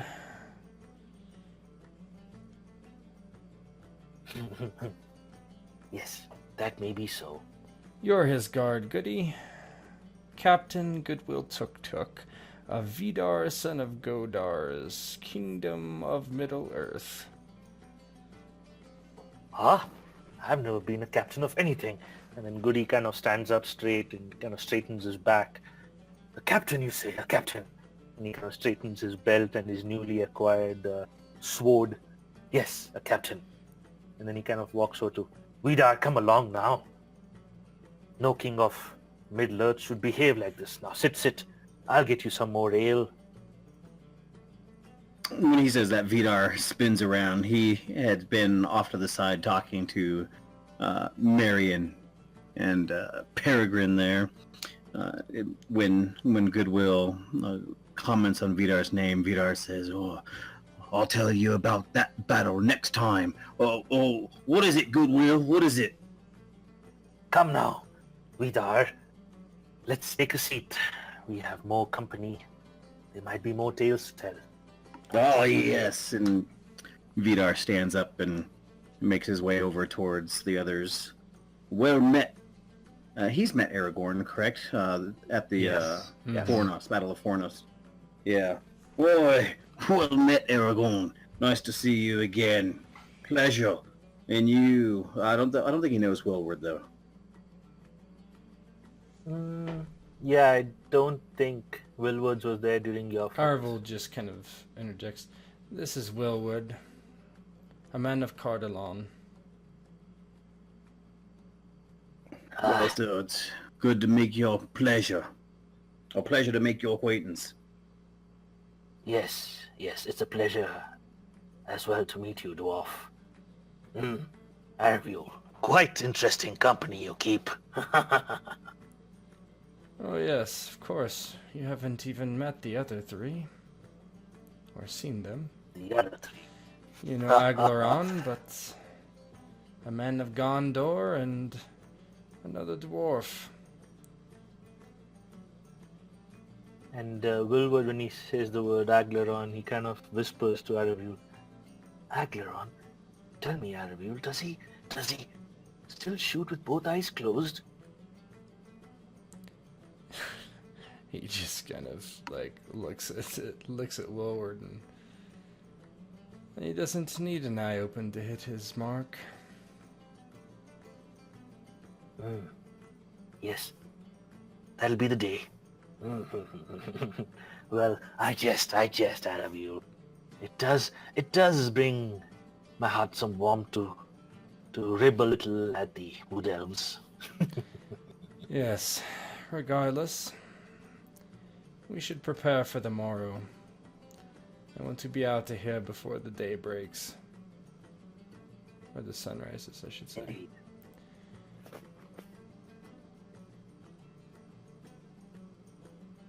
Right about then, you hear, hello? Can I pardon you for 1 minute? And Arvel, you notice it's the voice of old Barlaman Butterbur at your door.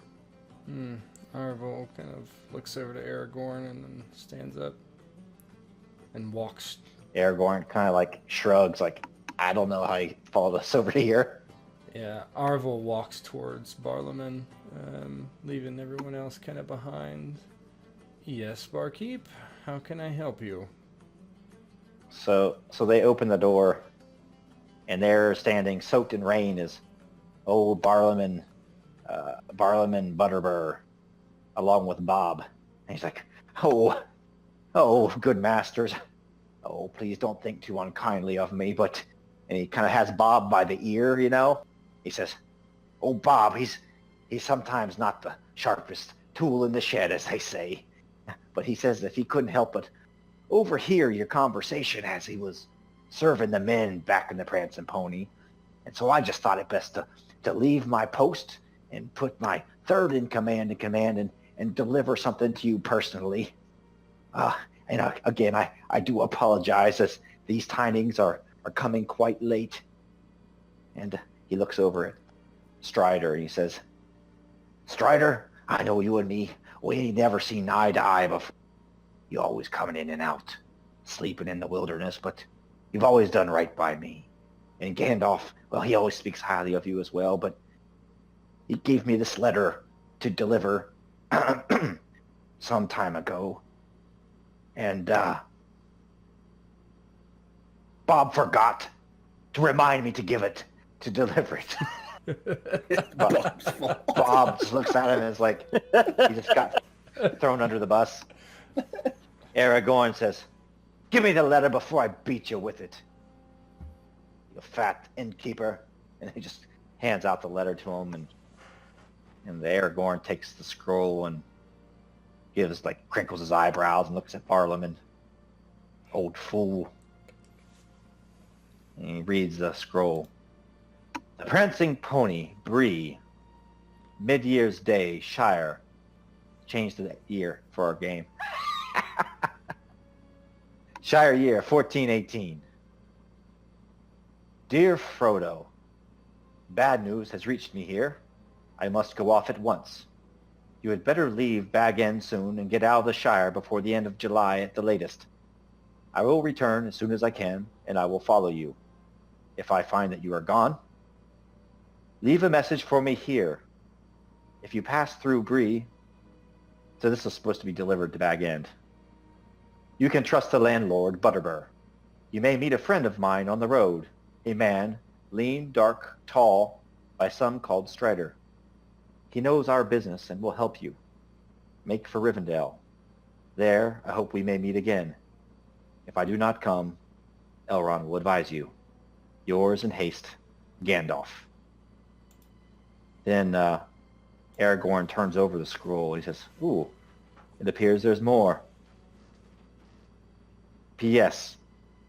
Do not use it again.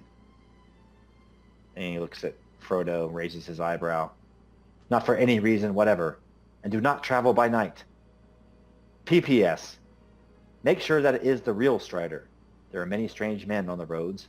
His true name is Aragorn. And then there is a poem. All that is gold does not glitter. Not all those who wander are lost. The old that is strong does not wither. Deep roots are not reached by the frost. From the ashes a fire shall be woken. A light from the shadows shall spring. Renewed shall the blade that was broken. The crownless again shall be king. And then Aragorn finishes up. P.P.P.S. I hope Butterbur sends this promptly. A worthy man, but his memory is like a lumber room. Thing wanted always buried. If he forgets, I shall roast him.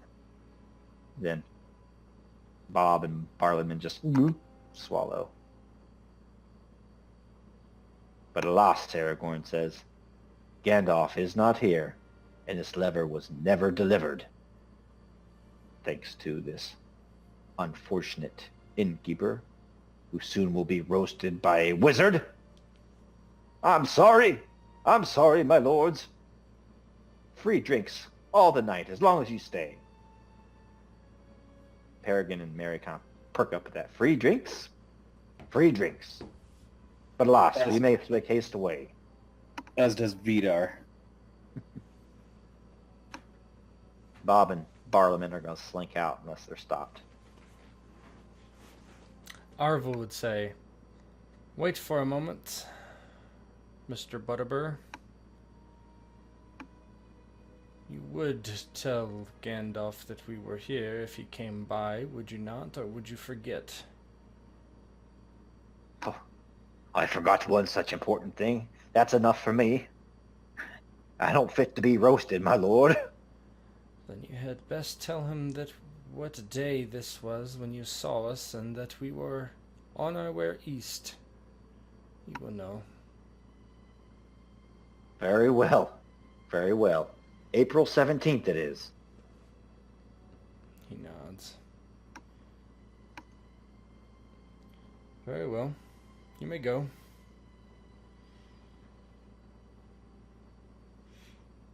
Barlowman and Bob leave and go back to the prancing pony across the street.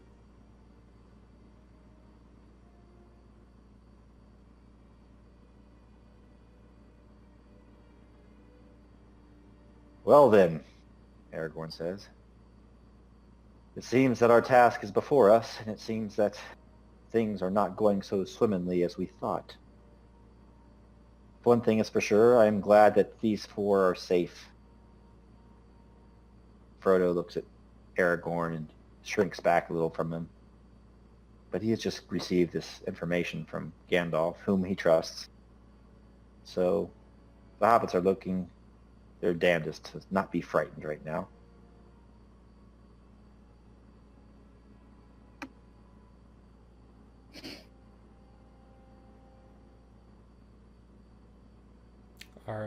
So Vidar, noticing that they look frightened, will kind of stagger over towards them. Oi, little masters, you've got nothing to be frightened of.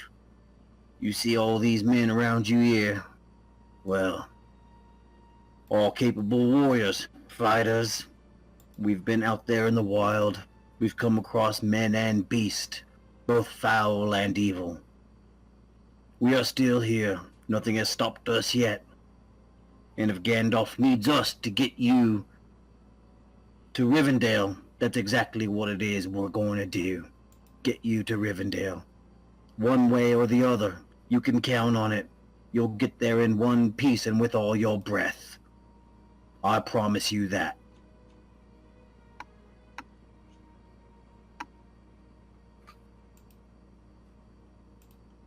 Frodo nods. Well, it's been but a short journey thus far. And I will say that our new friends have not let us down. Isn't that right, Sam? Sam just gives you an eye. Stink eye.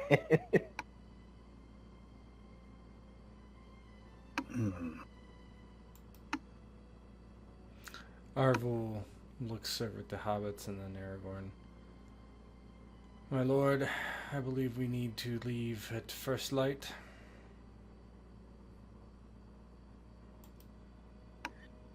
Very well, Aragorn says. But until then, we have much talking to do, much planning to do. And I need something to eat. Arvel simply nods and